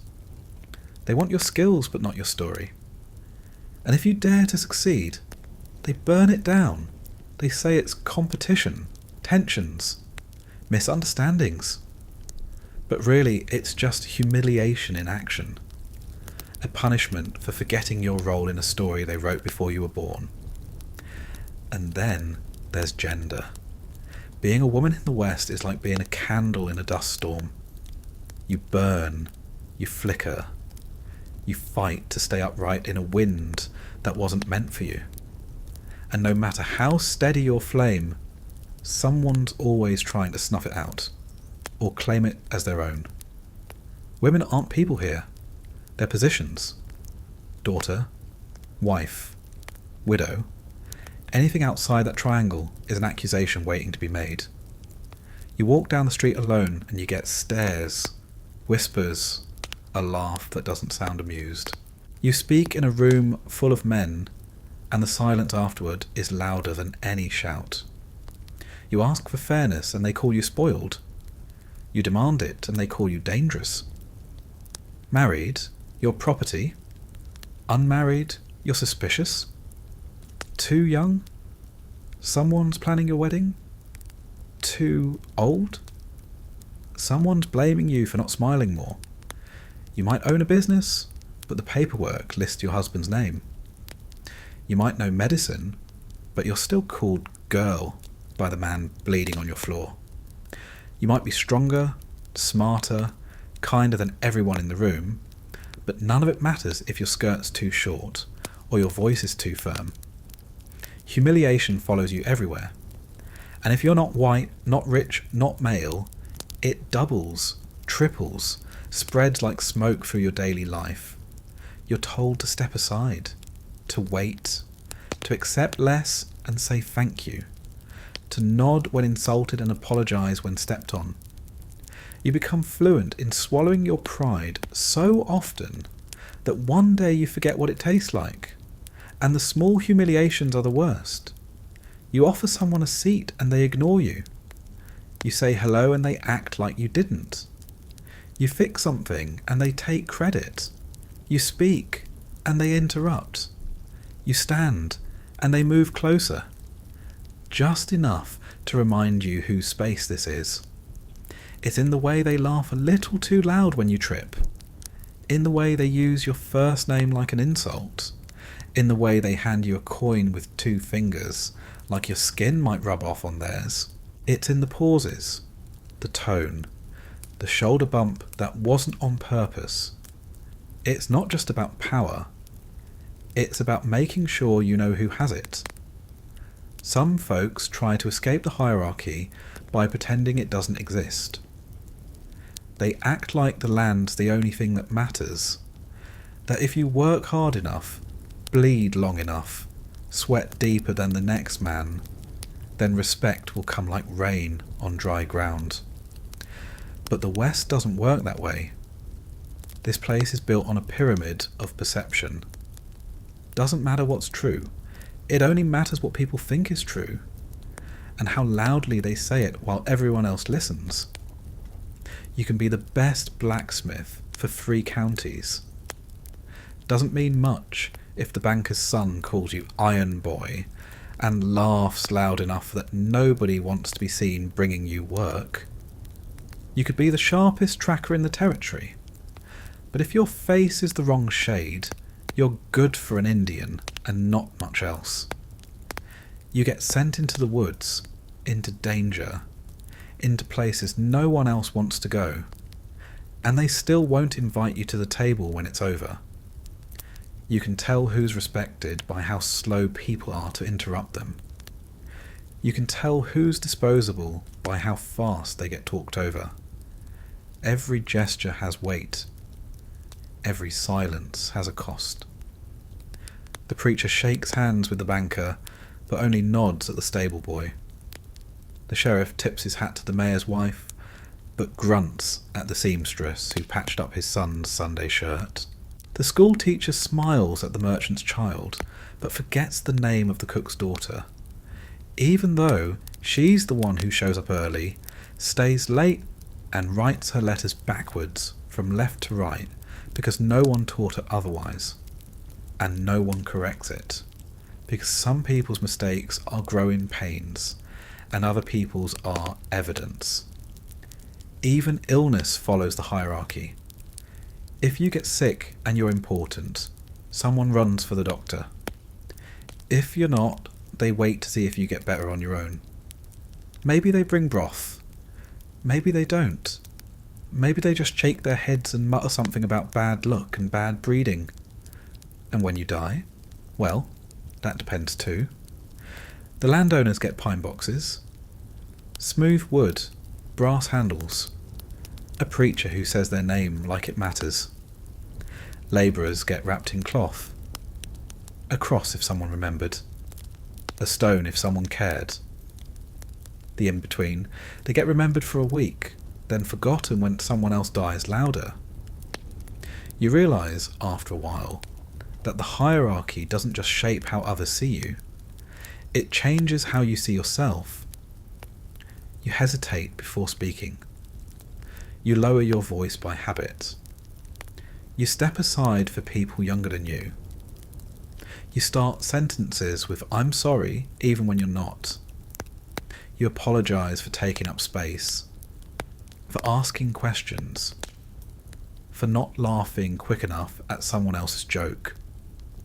You thank people when they treat you like a person, and when someone doesn't talk down to you, when they speak your name like it belongs to you, when they ask how you're doing and actually wait for the answer, it feels less like kindness and more like disbelief, like you're waiting for the catch, for the smile to vanish, for the price to be named. Because out here, dignity isn't free. It's a thing you fight for in moments so small, they barely count as victories. Holding your posture when someone's mocking you.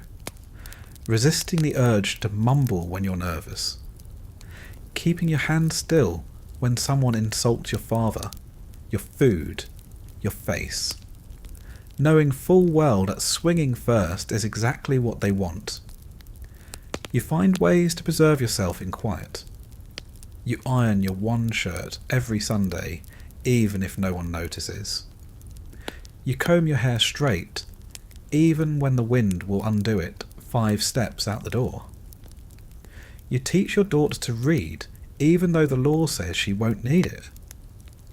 You plant flowers on your porch because colour doesn't ask who owns it. Sometimes dignity is just sitting on a bench that wasn't meant for you, and staying there until someone dares to ask you to move.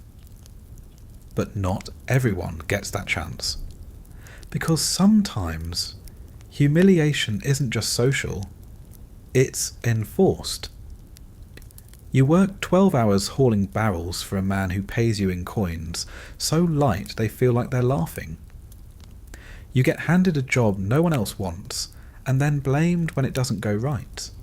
You're called boy at 40, girl at 50. Ma'am only if someone's being sarcastic. You're asked to smile after a beating, to sing after a funeral, to stand politely while your brother is called a thief for walking too slow past the butcher's stall. You don't protest, not because you agree, but because protest is suicide with better posture. Out here, even your silence gets criticised. They say you're cold, arrogant, ungrateful, that you think you're better than your station, that you forgot your place. No one forgets their place in the West. It's stitched into your shadow, etched into your posture. It follows you into dreams where you're finally equal, and then you wake up and feel your body fold into the same old shape of making yourself smaller. But here's the thing the hierarchy can't kill. Some people remember. They remember how someone stood up for them when no one else did. How a stranger nodded like you were worth knowing. How a girl spoke too loud in church and still got the hymn right. How a man held the door for a Chinese cook and didn't flinch when someone glared. And those memories, small as they are, spread like roots under dry earth. Quiet, slow, strong, because even in a place built to shame you, a little dignity goes a long way. And the people at the top, they never notice how heavy their boots are, until the ground shifts. The Wild West doesn't need many laws. It has culture instead. And culture works better because it's everywhere. It's in the way people talk, the way they look at each other, the stories they tell, the silence they keep. It doesn't need a sheriff in every doorway, just one neighbour willing to raise an eyebrow. That's all it takes, because out here, belief is more than private thought. It's a community performance, and you're always on stage. There's no script, not really. But you'll know when you've missed a line. Someone will say, "Well, that's not how we do things." Or worse, they won't say anything. They'll just go quiet. A long, thick silence that falls over a room like a dropped sheet. You feel it more than you hear it, and you'll never be quite right after that. You could live in a town for 20 years and still be the outsider if you ever sat wrong at a funeral, or didn't take off your hat in time during grace. The expectations are invisible until you cross them. Then they feel like iron bars. Everything here is ritual. Every Sunday morning, every mealtime prayer, every rule about whose land you don't ride across, even when it's faster. You don't cut across the churchyard. You don't wear red to a wedding unless you're making a point. You don't say certain names too loud, not because they're cursed, but because someone else has a grudge, and you don't want to inherit it. Even joy is measured. You laugh, but not too loud. You dance, but not too wild. You celebrate, but only when the preacher's watching. And if something good happens, you don't brag. You nod and say, "We've been blessed." And even then you say it quietly, like you're afraid God might hear you gloating. Because belief here isn't about theology, it's about control. The church isn't a building, it's the centre of gravity. It's where everyone agrees to believe the same thing at the same time, not because it's holy, but because it's safe. It's easier to nod in unison than to stand out. It's easier to swallow doubt than to chew it out loud. And if you're different, you don't get corrected. You get erased. They don't run you out of town. They don't need to. They just stop inviting you. Stop including you. Stop acknowledging you until you start to wonder if you ever really existed here at all. That's how culture controls people in the West. With absence. The rules aren't posted anywhere. They're passed down through gossip, through glances, through the way someone raises their voice in a certain room and lowers it in another, through what the preacher says without saying it. All fire and sin and smiles that don't touch the eyes. He doesn't name names. He doesn't need to. Everyone knows who he's talking about. And if you think the church just handles souls, think again. The preacher weighs in on everything. Property disputes, marriage troubles, whether it's too soon to start courting again after a funeral. He's the moral accountant, and you're always in debt. Miss church too many Sundays in a row, and people start assuming things. Skip Easter, and you might as well hang a sign on your back that says pagan. And maybe you are. Maybe you don't believe a single word they're preaching. Doesn't matter. Because they believe it for you. Which means the expectations still apply. You still bow your head at meals. Still stand when the widow walks in. Still take off your hat in church and say amen when everyone else does. Even if you're thinking about laundry, or whiskey, or the person 3 pews over you haven't forgiven yet. Because out here, belief isn't internal, it's enforced. By your neighbours, by your family, by your own voice when it agrees with things you stopped believing years ago just to survive dinner without starting a war. And it goes beyond religion. There's a whole theology of normal. Men are men, women are women, Children are silent until spoken to. You don't talk about feelings. You don't cry unless it's at a funeral, and even then only a little. You're allowed to be angry, not sad. You can hit a man before you hug him. You can lose everything and still be fine, as long as you say it with a straight back and an empty plate.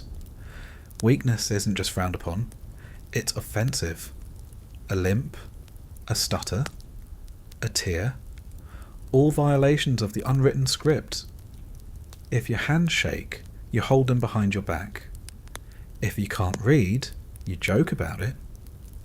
If your child dies, you get back to work the next morning and thank folks for stopping by. Because grief out here is private, like debt, like doubt.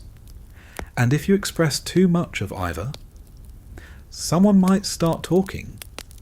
They'll say you're not right, that you're broken, that something in you came undone during the last storm and never quite got nailed back into place. And once they start saying that, it's hard to unsay it. People start looking at you different. Start offering help you didn't ask for. Start crossing the street when you walk past. Not because you're dangerous, but because you're messy. And the West hates messy. Because messy can't be explained in a sentence. And explanations are dangerous. They lead to understanding. And understanding leads to change. And nobody wants that. Not really. If you ask people why they believe the things they do out here, most won't give you a reason. They'll give you a story. A man who didn't say grace before dinner and choked on a chicken bone. A woman who skipped church for 3 weeks and lost her baby. A rancher who ignored a sign, cut through a neighbour's field, and got trampled by his own bull a month later. These aren't facts. They're folklore with names attached. And they don't need to be true, because the point isn't accuracy, it's obedience. It's not what happened. It's what you better not try. Every town has its own stories, its own little commandments hidden in gossip and warnings dressed as nostalgia. And they always follow the same structure. Someone didn't follow the rules, and something bad happened. It's culture as cautionary tale, and the stories spread faster than fire. You hear them on porches, in whispers behind curtains, at church socials and over fence rails. Someone says, "You know what I heard?" And you lean in, not because you care, but because you have to care. If you don't listen, you might miss the newest rule, the latest adjustment to the unspoken code. The stories are about who got punished and who got away with something, and how you won't be so lucky.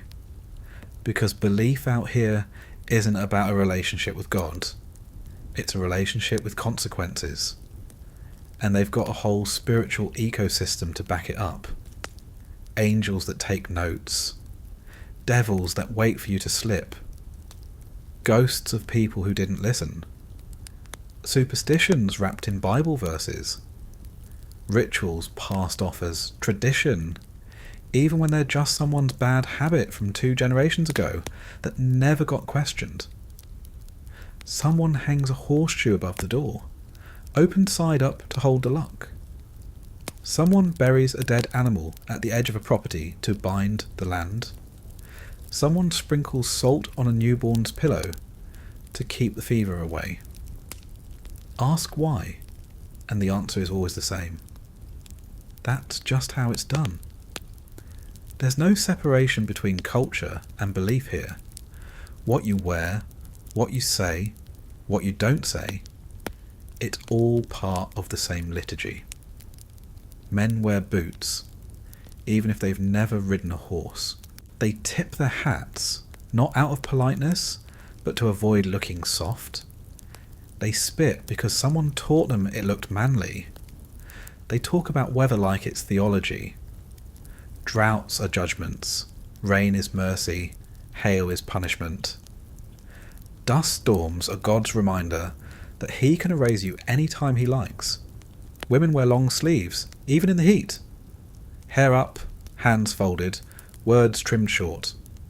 You're expected to know how to sew, how to pray, how to raise a child, and how to stay quiet when men talk politics. You're expected to smile with your mouth, but never your eyes, because too much joy looks suspicious. Too little, and they'll say you're cursed. Children learn early, not by instruction, but by watching what happens when someone gets it wrong. They hear how people talk about the town drunk, about the man who ran off with another man's wife, about the girl who came back from a trip with no luggage, and a stomach that got bigger by the week. They hear the words people use: shame, fool, sinner, lost cause. And even when they don't know what the words mean, they learn the tone. That tone becomes law. And when you grow up under that kind of law, it doesn't matter what you believe. You carry fear in your chest like a second heart. Fear of doing something wrong, of being seen, of being noticed the wrong way. Because out here, a raised eyebrow can be a sentence. A side glance can become a rumour. A rumour can become a reputation. And a reputation, that's permanent. Out here, once people decide who you are, you don't get to edit it. You can work harder, be kinder, speak softer, pray louder, doesn't matter.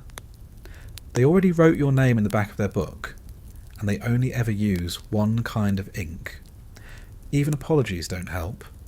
In fact, sometimes they make it worse. Because then they say, so you admit it.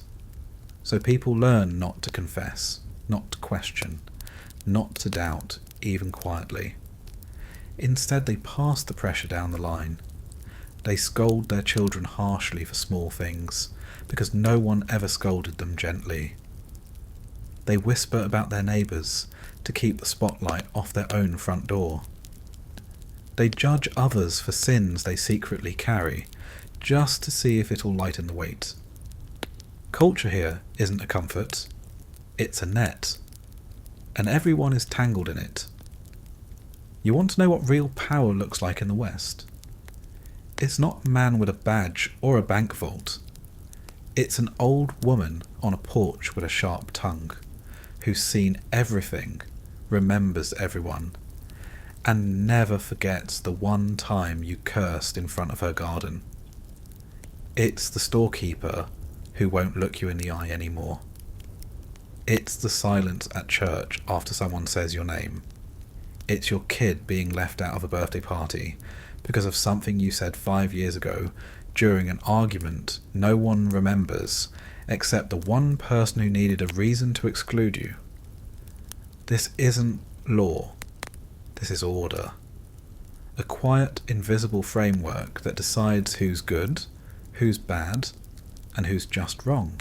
And every town thinks it's unique, but they're not. They're all following the same structure.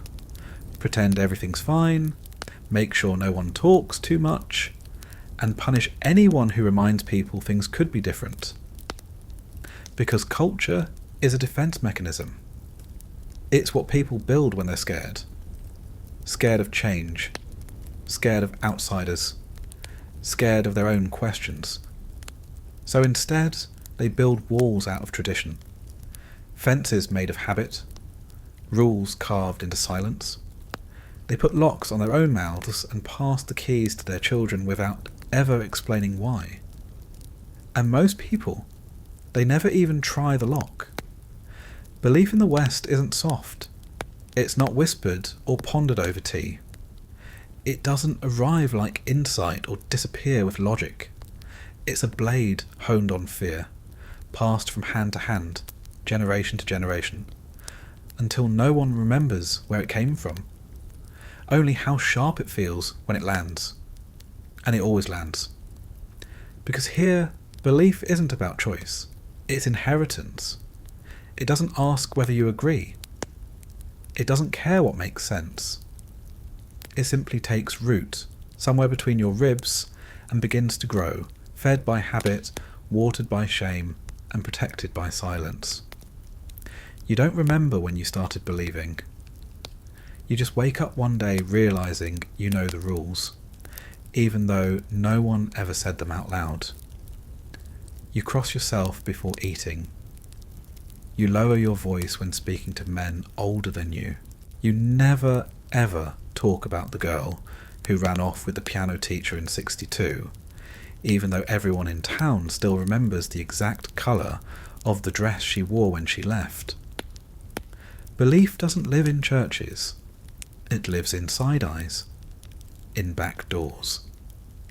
In the way someone says, "God bless," but means you've been warned. And once it gets into you, it doesn't leave. You start repeating phrases you don't believe, just to keep the peace. You nod along with sermons that feel more like sentencing. You say things like, "Boys will be boys," even when what you really want to say is, "He should be in jail." You smile when a man jokes about his wife like she's an ox that wandered into his barn and can't find the way out. You laugh, not because it's funny, but because it's safer than not laughing. That's what belief becomes out here. Not faith, not conviction, but defense. A shield you raise to show you're still on the inside, that you're still part of the group, that you still deserve to sit on the porch, or get served at the diner, or be allowed to exist without someone questioning whether you're getting ideas. Because ideas are dangerous. Ideas are how you get singled out. Ideas are how you go from neighbour to problem in a single season. So people choose the safety of sameness. They repeat what they were told.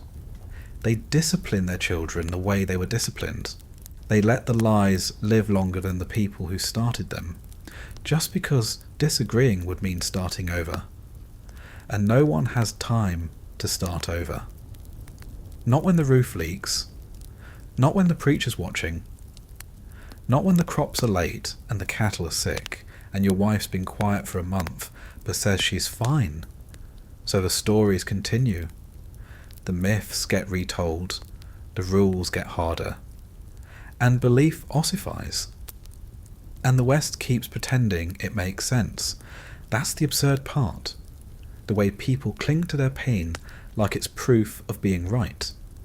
They say things like, "It built character," or "That's just how I was raised," as if suffering is a form of wisdom, as if surviving a thing is the same as approving of it.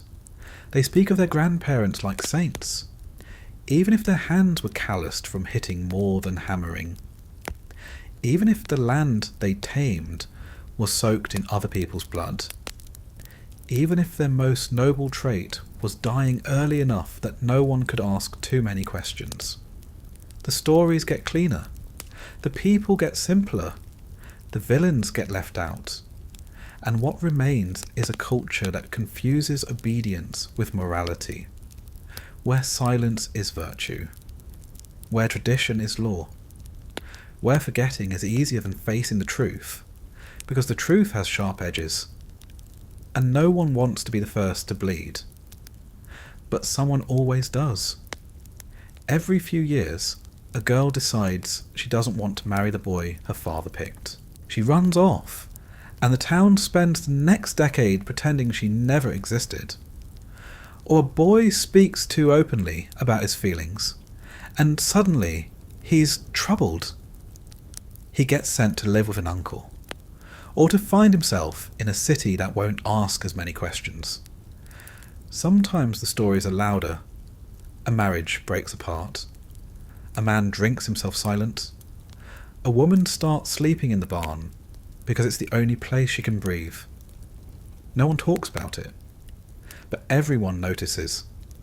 Culture doesn't need documentation. It just needs repetition. So the same script keeps playing.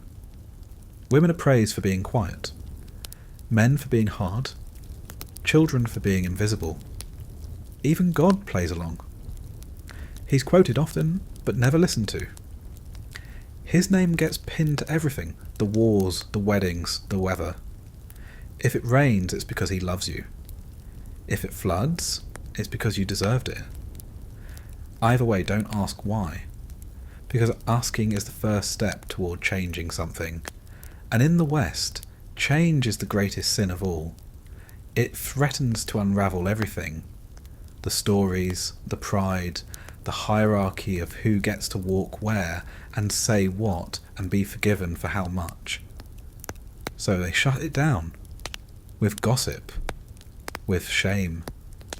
With the kind of moral peer pressure that doesn't feel like pressure. It feels like a hug you can't get out of. Even the most well-meaning people uphold the system. They call it protecting tradition, maintaining decency, raising them right. But what they really mean is, don't make me question how I was raised. Don't make me doubt the story that got me through.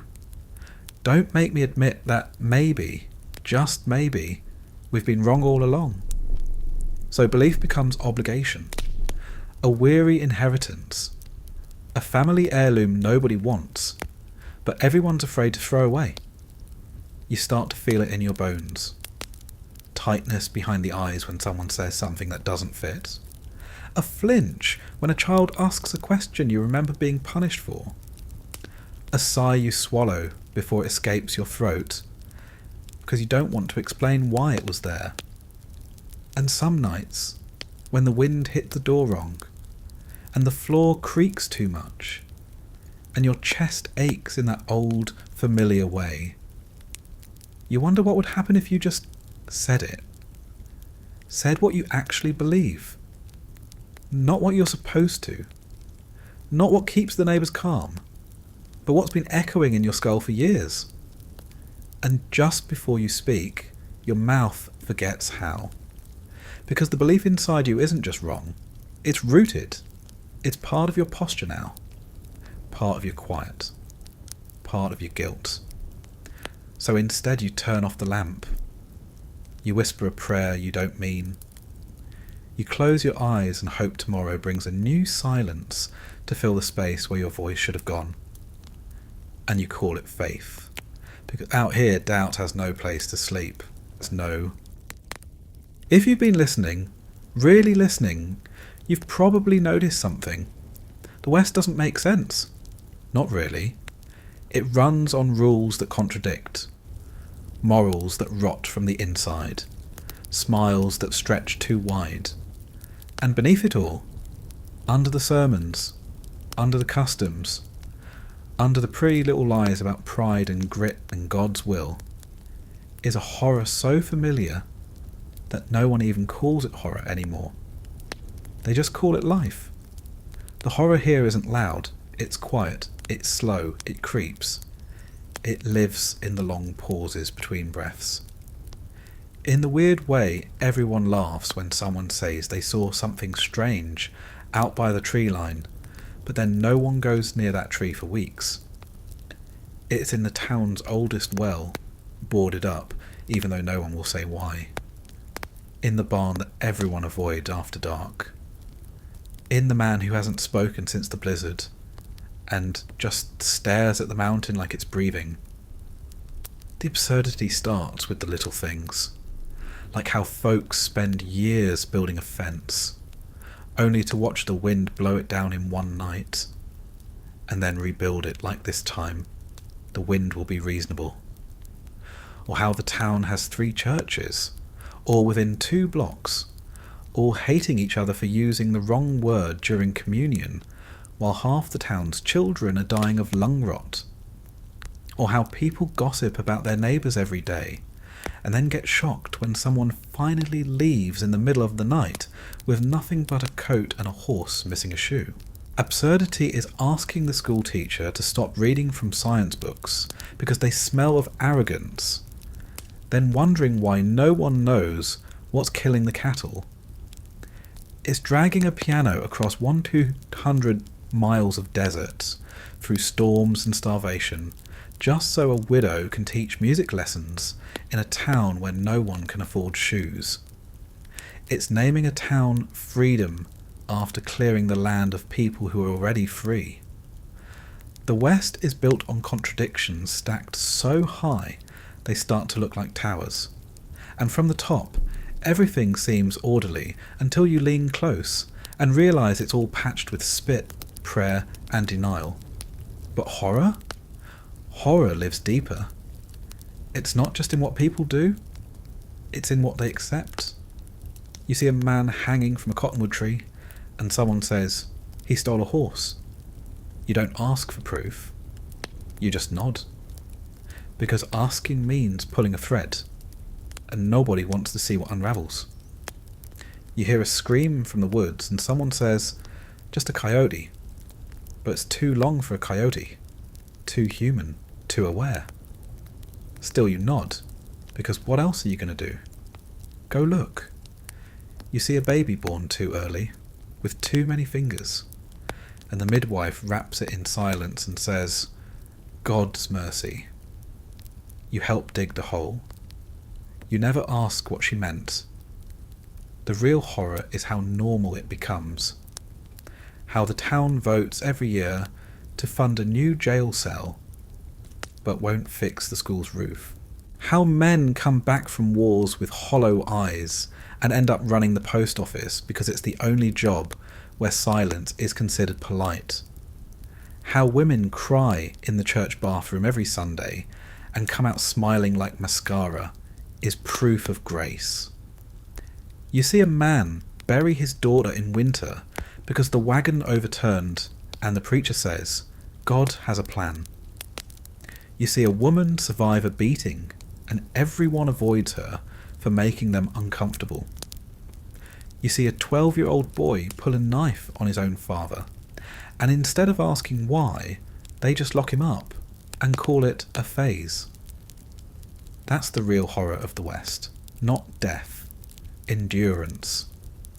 Suffering that never ends because everyone agreed a long time ago that pain builds character, and character is the only thing you can pass down that doesn't need land or literacy.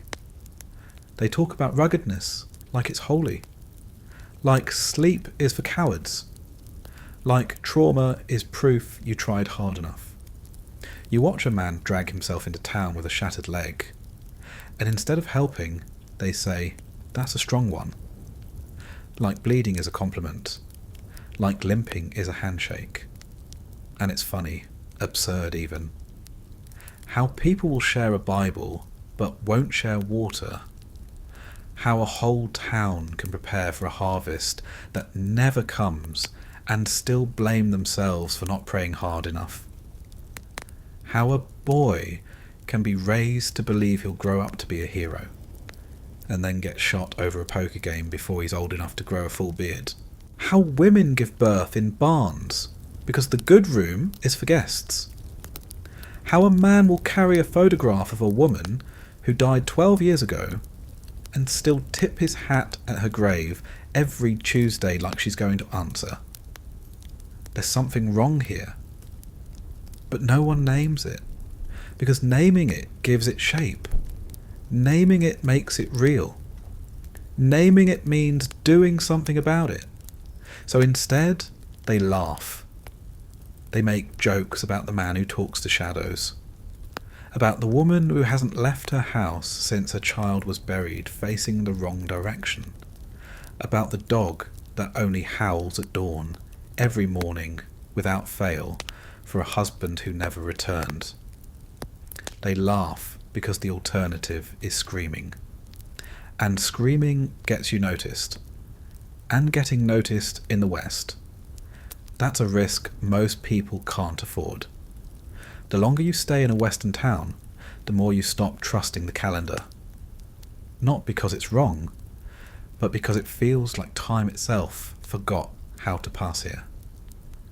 The sun rises, yes, and the animals bray and the roosters scream and the church bell rings, but it all feels staged, like someone's pulling the sky open and closed behind the scenes, and the actors haven't noticed the curtains fraying.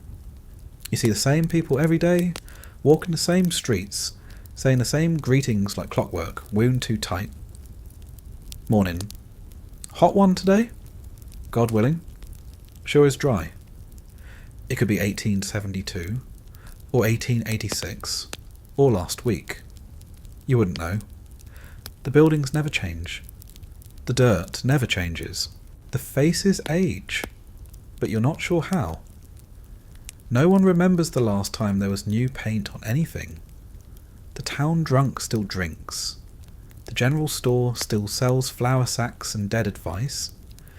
The preacher still talks like fire is coming, and the fire still doesn't show up. And people still die. Just badly. Not just from illness or accidents, but in ways that feel designed. As if something out here is curating pain with a patient hand. A child drowns in a wash tub no deeper than a foot. A ranch hand gets gored by the only bull that was supposedly put down last winter. A woman goes to sleep after stitching her last quilt and never wakes. But everyone says she was healthy the day before. They whisper things like, she knew her time, or some folks just get called. No one questions it, because to question it would mean confronting the possibility that the world isn't just unfair, it's intentional. And that possibility, it rots your brain. So people explain the horror with poetry, with parable, with superstition. A boy who loses both parents before he's 13 is touched by sorrow. A man who keeps burying wives is just cursed with poor luck. A woman who never speaks again after childbirth is tender-hearted. You hear phrases like that all the time. Tender-hearted, fragile-spirited, bone-wearied, touched by wind. Nobody ever says trauma. Nobody ever says broken. And nobody ever says haunted, even though everyone's seen things they can't explain. Lights in the hills, voices that echo in empty canyons, a shadow that follows the same wagon twice even though the moon is behind it, a face in the church window when no one's inside. They see it, they feel it, but no one gives it language, because if you name it, it might hear you. And then, it might answer. So they keep the absurd rituals alive. They hammer iron nails above every doorway, even if the house is made of wood. They bury the afterbirth in the east corner of the garden. They refuse to build anything with 3 steps, 3 windows or 3 chimneys, even though no one can remember the reason why. They say it's bad luck. But it feels like more than that. It feels like a deal was made long ago, and no one remembers the terms. Only that if you break them, something goes missing. Maybe a cow, maybe a child, maybe your memory of what happened 2 nights ago. And even when something clearly defies logic, people twist themselves into knots trying to make it make sense. A girl disappears from her bed and they say wandered off sleepwalking. A man walks 12 miles with a bullet in his chest and dies smiling, and they say must have had a strong heart. A grave starts sinking on the 3rd day and they say heavy rain, even though the skies were clear, even though everyone heard knocking that night. And if you ask too many questions, if you look too long at the strange spot in the town square where the grass never grows, if you notice that the preacher's sermons always stop short of certain passages, they'll look at you like you're the threat. Because absurdity doesn't like being seen. It thrives in the gaps, in what's left unsaid, in the space between what people know and what they're allowed to admit. And once you notice it, you can't unnotice it. You see the townsfolk walking a little too wide around the old well. You hear how the school teacher skips page 13 in every book. You realise the doctor won't treat left-handed children without saying why. You feel the bar stools get cold around midnight, even when no one's come or gone. You start noticing time hiccups. A clock that ticks twice on every 3rd minute. A rooster that crows at dusk, but never dawn. A shopkeeper who never blinks. You begin to wonder if this is still Earth, or just a very elaborate version of hell that got bored and decided to decorate. The West, as it turns out, doesn't have to be logical to be real. It just has to keep going. And it does. Relentlessly. Mechanically. Like a music box with broken teeth, still trying to play the same song. The horror deepens when you realise the people here aren't resisting the absurdity. They're maintaining it. They're keeping it alive. With rituals, with rules, with silence. Because the alternative, acknowledging that something's fundamentally wrong with the bones of this place, is worse than living inside the madness. It's easier to believe in bad luck than to admit the land remembers. Easier to say, it's just the wind, than accept that something beneath the town is breathing through the soil. Easier to gossip than to confess that you saw your mother's ghost watching you through the church window last Wednesday. Easier to ignore the child's drawing of a man with too many eyes than to ask what he saw. Absurdity is a survival mechanism now. You learn to say the right thing, no matter how insane it is. You pretend not to notice that the mayor hasn't aged in 20 years. You smile at the boy with no shadow. You walk quickly past the saloon mirror that doesn't reflect on Sundays. You accept the horror because rejection means exile. Or worse, revelation. And no one out here wants to know the truth, because the truth might have claws. Eventually something snaps. Not all at once. Not dramatically. There's no screaming sky or fire from heaven or swarm of ghosts riding into town like cavalry. That's not how the West works. It unravels like a sweater, one thread at a time. And usually the first thread is you. It starts with a question you can't swallow anymore. Maybe it's, why don't we go near the gulch after dark? Or, why do the graves shift positions after rain? Or, why does the preacher never use the basement entrance? The question doesn't even need an answer. The asking is the crime. Because now people look at you differently. Not with anger, with fear. Like you just reminded them of something they were working real hard to forget. People cross the street when you pass. They speak softer when you walk in the room. They bring you food you didn't ask for. They ask how you're feeling too many times. And when you say fine, they look relieved, but not convinced. You get the sense they're waiting. For something. For you to break, maybe? Or worse, for you to understand. And the more you think about it, the more things don't fit. You start noticing that the town clock hasn't moved since last August. That the same two birds sit on the same fence post every morning. That the general store hasn't run out of coffee in 3 years, despite no one making deliveries. You realise that no one arrives anymore. No new families, no travelling salesmen, no census takers. The road is there, sure, but no one comes down it. And if they do, if someone does show up, they don't stay long. Because the West eats newcomers. Not fast, not with teeth, but slowly, patiently, with customs, with politeness, with stories.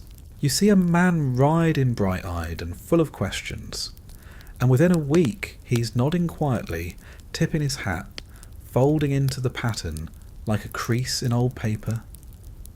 You want to scream. But no one screams out here. It's not that they're afraid of what will happen if they do. It's that they know nothing will. You can scream your throat raw in the middle of Main Street, and all you'll get are shuttered windows and a polite request to keep things decent. Because indecency invites notice, and notice invites consequence. You start to suspect that the West itself is alive. Not the people, the place, the soil, the wind, the town layout. You begin to think the roads don't lead where you think they do. That the mountain on the horizon has been getting closer every day. Not by much, just enough to make you question your memory. That there's something under the ground, not dead, not sleeping, just waiting. And whatever it is, the town feeds it, with order, with repetition, with silence. Maybe that's what the rituals are for. Not protection, appeasement. Maybe the church bell rings every Sunday to remind it we're still playing along. Maybe the sermons avoid certain verses because someone listened once and what they heard wasn't God. Maybe the well was sealed not because it ran dry, but because something inside it started talking back. You think you're going mad. You are. But it's the right kind of madness, the kind that finally makes the West make sense. You start to notice the edges, the places where the story doesn't finish. A family with no origin. A house that's always for sale but never sells. A meadow where every horse goes lame, no matter how healthy. A cabin that burned down last year but stands whole again, exactly the same, like fire never happened. You realise the absurdity was never decoration. It was structure. It's what holds the place together. The superstition, the rituals, the blind obedience. It's all scaffolding. Keeping something older, stranger, from waking up and asking why we stopped pretending. And maybe some of the townsfolk do know. Not consciously, but in their bones. You see it in the way old men drink just enough to blur their thoughts, but never enough to forget their prayers. In how mothers hush their children with a kind of panic that doesn't match the moment. In how no one ever speaks ill of the wind, even when it rips the roof clean off the church. You see it in their eyes. They remember something you were never told. They remember when the land talked, when it asked for things, when it took. And maybe, just maybe, all this nonsense, the rules, the customs, the churches, the carefully scheduled barn dances and harvest festivals and hymnals sung in keys no one likes. Maybe it's all a very polite way of saying, please don't take us again. Because the horror of the West isn't what you see. It's what you can't explain, what no one will admit, what everyone senses but refuses to name, out of fear that it'll stop pretending to be shy. You wake up some nights, certain there's someone at the end of your bed, not watching, waiting. You can't see them, but you can feel the air tighten like lungs holding still. You blink and they're gone, but the smell of sage and iron lingers. You step outside one morning and the sun feels wrong. Too large. Too close. You swear you can hear it hum. You look around, and the shadows of the buildings don't match their shapes. You go to the church and sit in the back, and halfway through the sermon, the preacher's voice falters. Just for a second, like something behind his eyes pulled him backward, like he remembered something he was supposed to forget, and he goes on preaching. But now he avoids looking at you, because maybe you see it too. Maybe you're not safe anymore. Maybe you never were. And maybe the greatest horror of all is this. You've started to understand it. The madness, the fear, the rituals. You've stopped asking questions. You've started tipping your hat at empty chairs. You've started avoiding the meadow. You've started to forget what the world looked like before this town, before the dirt started remembering your name, before the birds stopped flying overhead, before the dreams started showing you doors that don't exist yet. And worst of all, You're okay with it. Because the West never demands your belief. It just waits for your consent. And eventually, everyone gives it. Not loudly, not deliberately, just gradually. With every yes ma'am. With every we don't talk about that. With every prayer you say with your eyes open and your mouth still. Until one day, you're the one giving directions to a stranger with too many questions. And when they ride out of town, confused and rattled and still hopeful they might find someplace better, you smile and you say, God willing. Eventually, you stop reacting. Not because you've grown numb exactly. Numbness is clean. It's sterile. What happens to you is messier than that. It's more like soft erosion. A slow collapse you carry inside your chest. A hollowness that doesn't hurt at first, just feels like forgetting something you used to care about. And you tell yourself that's fine, that it's normal, that everybody goes through it. That silence is strength. But deep down, you know the truth. You've been slowly coming apart, piece by quiet piece. It starts with little things. You forget to trim the lamp wick. You let the coffee boil over. You hear your name and don't turn your head. You wake in the night with your hands clenched and don't remember the dream. Then one morning, you look in the mirror and you don't see a face. Just a function. Just another piece of the Western machine. A man who knows how to haul water, how to keep his voice low, how to stand where he's supposed to. A woman who smiles at the right time, bends without being asked, speaks softly in rooms where her mother would have stayed silent. You realise that the version of you that dreamed, really dreamed, hasn't shown up in years. Not since the second stillbirth. Not since your father's hand stopped working.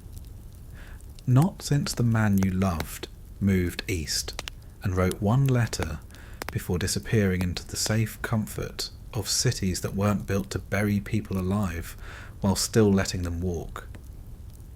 You remember things differently now. The past isn't made of days. It's made of burdens. You don't say, that was the year we fixed the roof. You say, that was the year we lost the second cow. You say, that was the winter the baby got sick. You say, that was before the barn burned. And there's something wrong with how easy it is to keep going. You tell yourself that the strength to carry on is noble, but there's a sick weight to it. Like lifting a coffin by yourself and smiling while you do it because no one else showed up. And the worst part? No one notices you've gone quiet because everyone's already quiet. You walk through town and everyone's doing the same thing, surviving at volume so low it doesn't even register anymore.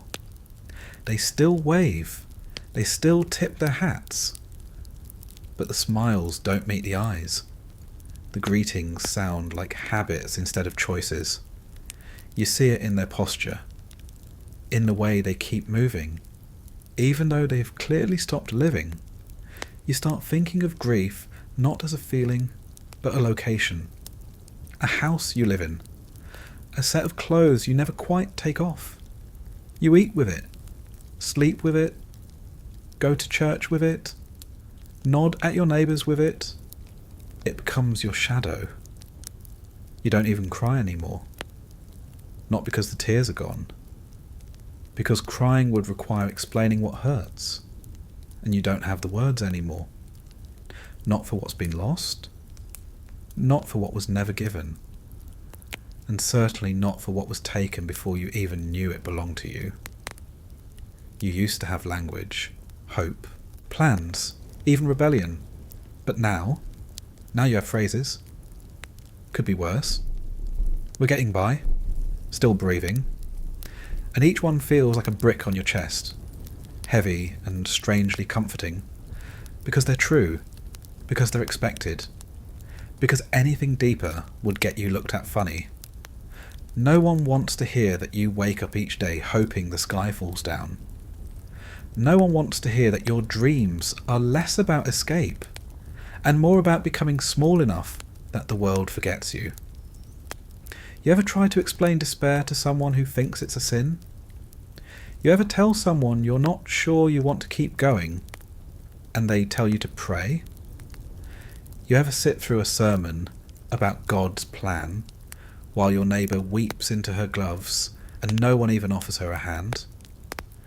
The West doesn't know what to do with pain unless it's poetic, and even then, only if it rhymes. Your trauma has to be beautiful, has to be shaped into a lesson, wrapped in a parable, mentioned only once you've recovered, and you haven't. Not really. You still flinch at certain sounds, still freeze when someone raises their voice, still grip your coffee mug like it's the last warm thing left in the world. You still visit a grave every week, not because you believe in ghosts, but because it's the only place you're allowed to feel in public without being asked to explain it. And yet, you go on, not out of hope, not out of duty, just momentum. A kind of spiritual inertia that keeps your feet moving even when your soul's been curled into a ball for the better part of a decade. You tell yourself it's enough. That survival is its own kind of meaning. That there's dignity in routine. That you don't need to be happy. You just need to keep showing up. And the town supports that. It doesn't care if you're whole. Just that you don't make a mess. Don't speak out of turn. Don't break rhythm. Don't embarrass the myth. Because that's what it really is. All of this. A myth of peace, of purpose, of grit and godliness and noble hardship. A myth that demands you swallow yourself every morning just to keep the dream alive. And you do it. Because what's the alternative? Because at least here, the pain is familiar. At least here, you know your place.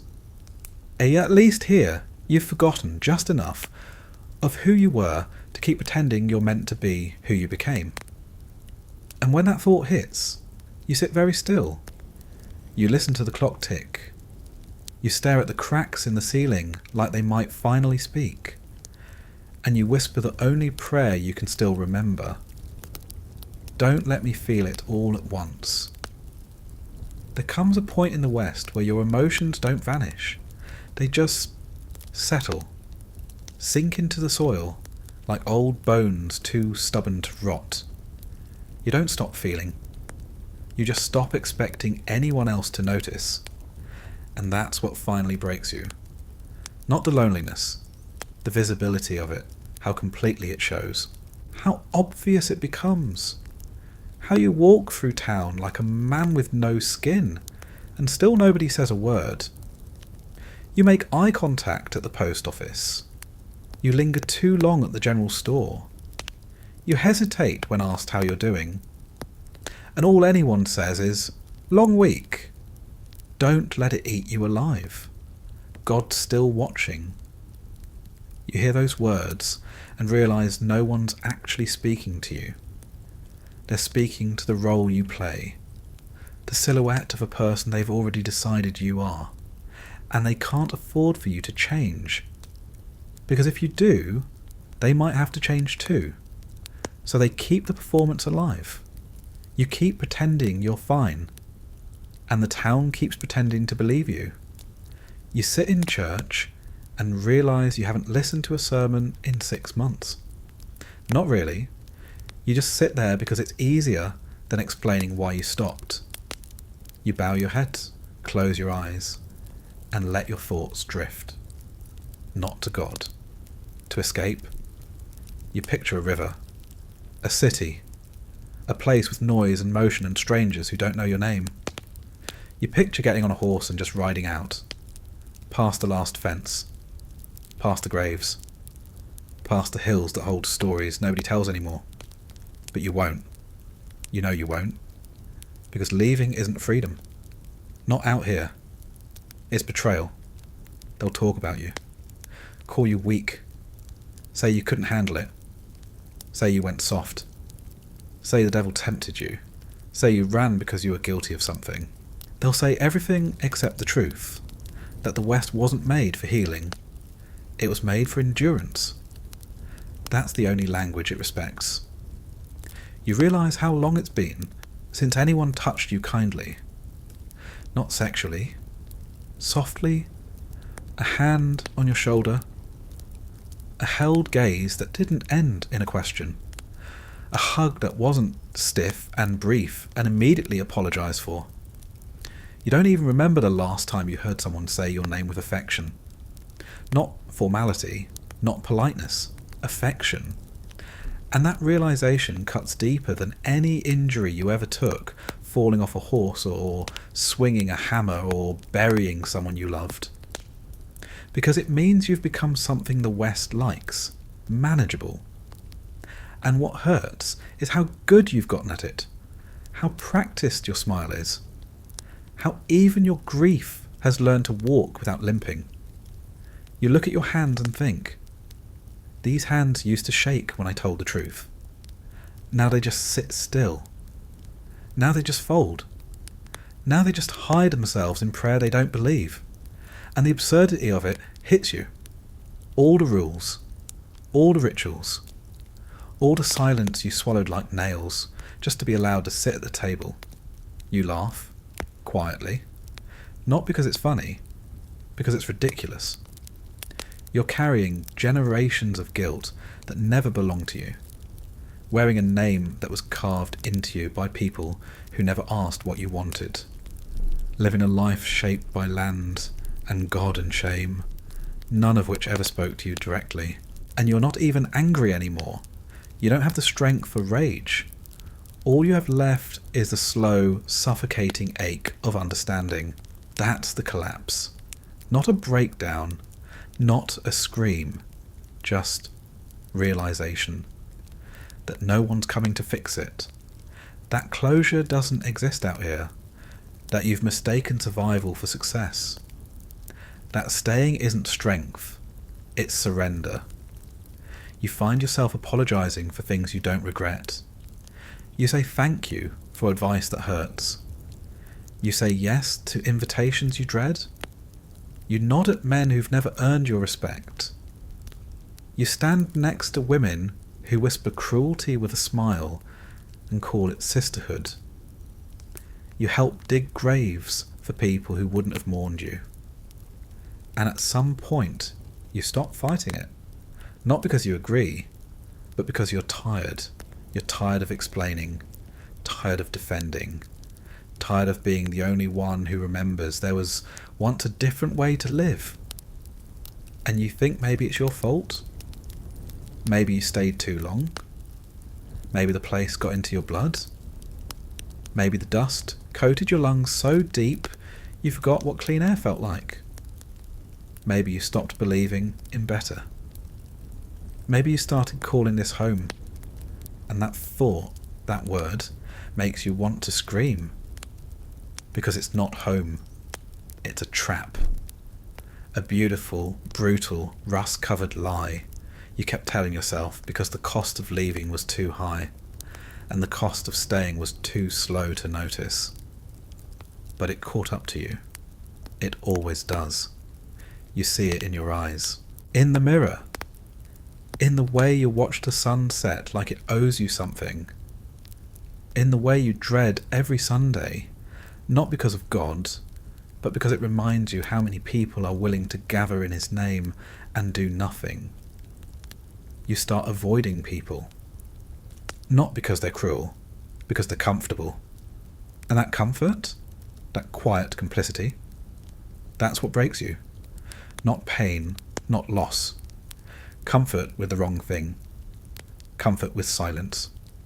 Comfort with harm. Comfort with watching the same patterns devour another generation and saying, that's just how it is. And one night, you walk out past the town limits. No destination, just away.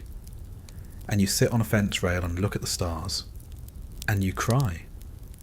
For the first time in what feels like your entire life. Not because you want anything, just because you're still capable of feeling something. And you don't want to lose that too. You sit out there for a long time, longer than you meant to. Long enough for your legs to go numb, for your coat to soak through with dew, for the town behind you to fall asleep, or whatever it does when the windows go dark and the wind forgets its direction. And for once, you don't rush to explain the stillness. You don't tell yourself it's weakness. You don't try to name it strength. You just let it be. Let yourself feel like nothing. Let the cold seep into your bones. Let the stars look down and say nothing, just like they always have. And for the first time in a long while, you don't feel the need to answer back. You're not praying, you're not planning, you're not waiting for some kind of revelation to crack open the sky and show you a new map. You know there is no map. There never was. Just dirt, just sky, just people holding on to each other and to their beliefs with the same white-knuckle grip. Terrified of being wrong, but more terrified of being alone. And in that silence, a strange peace settles in your chest. Not joy, not healing, something flatter, truer. A kind of resignation that doesn't sting anymore. It's the understanding that you are never going to be saved. Not by this place, not by these people. Not by tradition, or belief, or grit, or prayers that sounded more like apologies than songs. And now that you've stopped waiting for change, for recognition, for permission, you feel almost free. But only almost. Because the truth is, you still belong to the town. Not in the way they meant to own you, but in the way survivors belong to the wreckage that didn't kill them. You carry its rhythms, its caution, its distance. You speak slowly now, because speed used to mean mistakes. You speak kindly, because sharpness always brought blood. You speak less, because no one ever taught you what to do with someone who listens. And you start to understand the others, the ones who sat quiet all those years. You used to think they were cowards. Now you know better. They were just tired. Tired of explaining. Tired of arguing. Tired of carrying feelings that had nowhere to go. You start to remember the names of people you haven't thought about in years. The woman who used to hum while sweeping the chapel steps, whose song stopped when her son never came back from the war. The man who lived in the hills and carved birds from tree bark and left them on people's doorsteps, until someone called him strange, and he vanished like he'd been uninvited from being alive. The girl who laughed too loudly and danced too often until she was found in the creek, and no one looked too hard for the reason why. You remember their names now. You say them under your breath. You say them to the dark. And for a moment, you feel like they hear you. Not because ghosts are real, but because memory is. And the West never did know what to do with memory. It prefers legacy. Easier to manage, easier to polish. Memory is messy. Memory asks questions. Memory reminds you that not all of this was fate. Some of it was choice. And you start tracing those choices backwards. All the things you let slide, the words you didn't say, the glances you avoided, the comforts you accepted because they were easier than confrontation. You think about the child you didn't stand up for, the friend you let drift, the way you said yes when everything in your chest screamed no. And you don't forgive yourself. But you don't hate yourself either.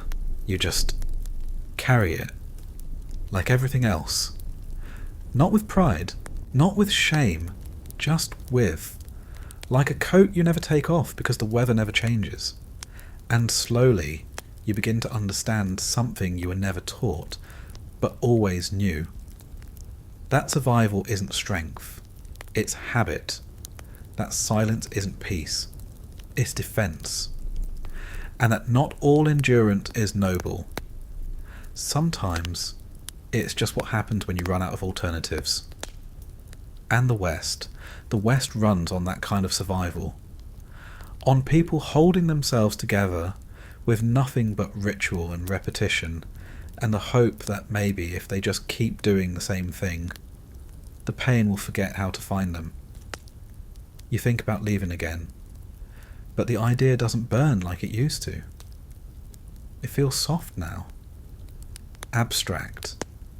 You're not sure if you want to leave, or if you just want to know what it feels like to make a choice for yourself, even if it's the wrong one. And maybe that's the end of it. Not a decision. Not a transformation. Just a feeling. A breath. A pause in the cycle.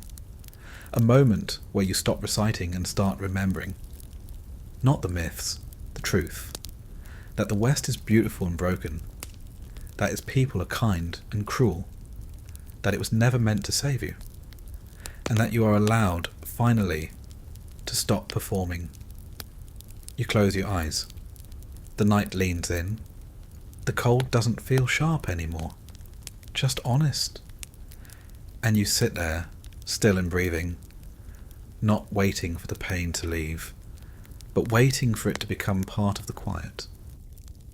And so, the sky stays dark. The wind carries no message. The fences keep leaning just a little more each year, and no one fixes them. The church bell rings on time. The shadows return to their corners. The myths go back to sleep. You close your eyes. The story keeps breathing without you. Nothing ends. Nothing changes. But for a moment, you rest. Good night.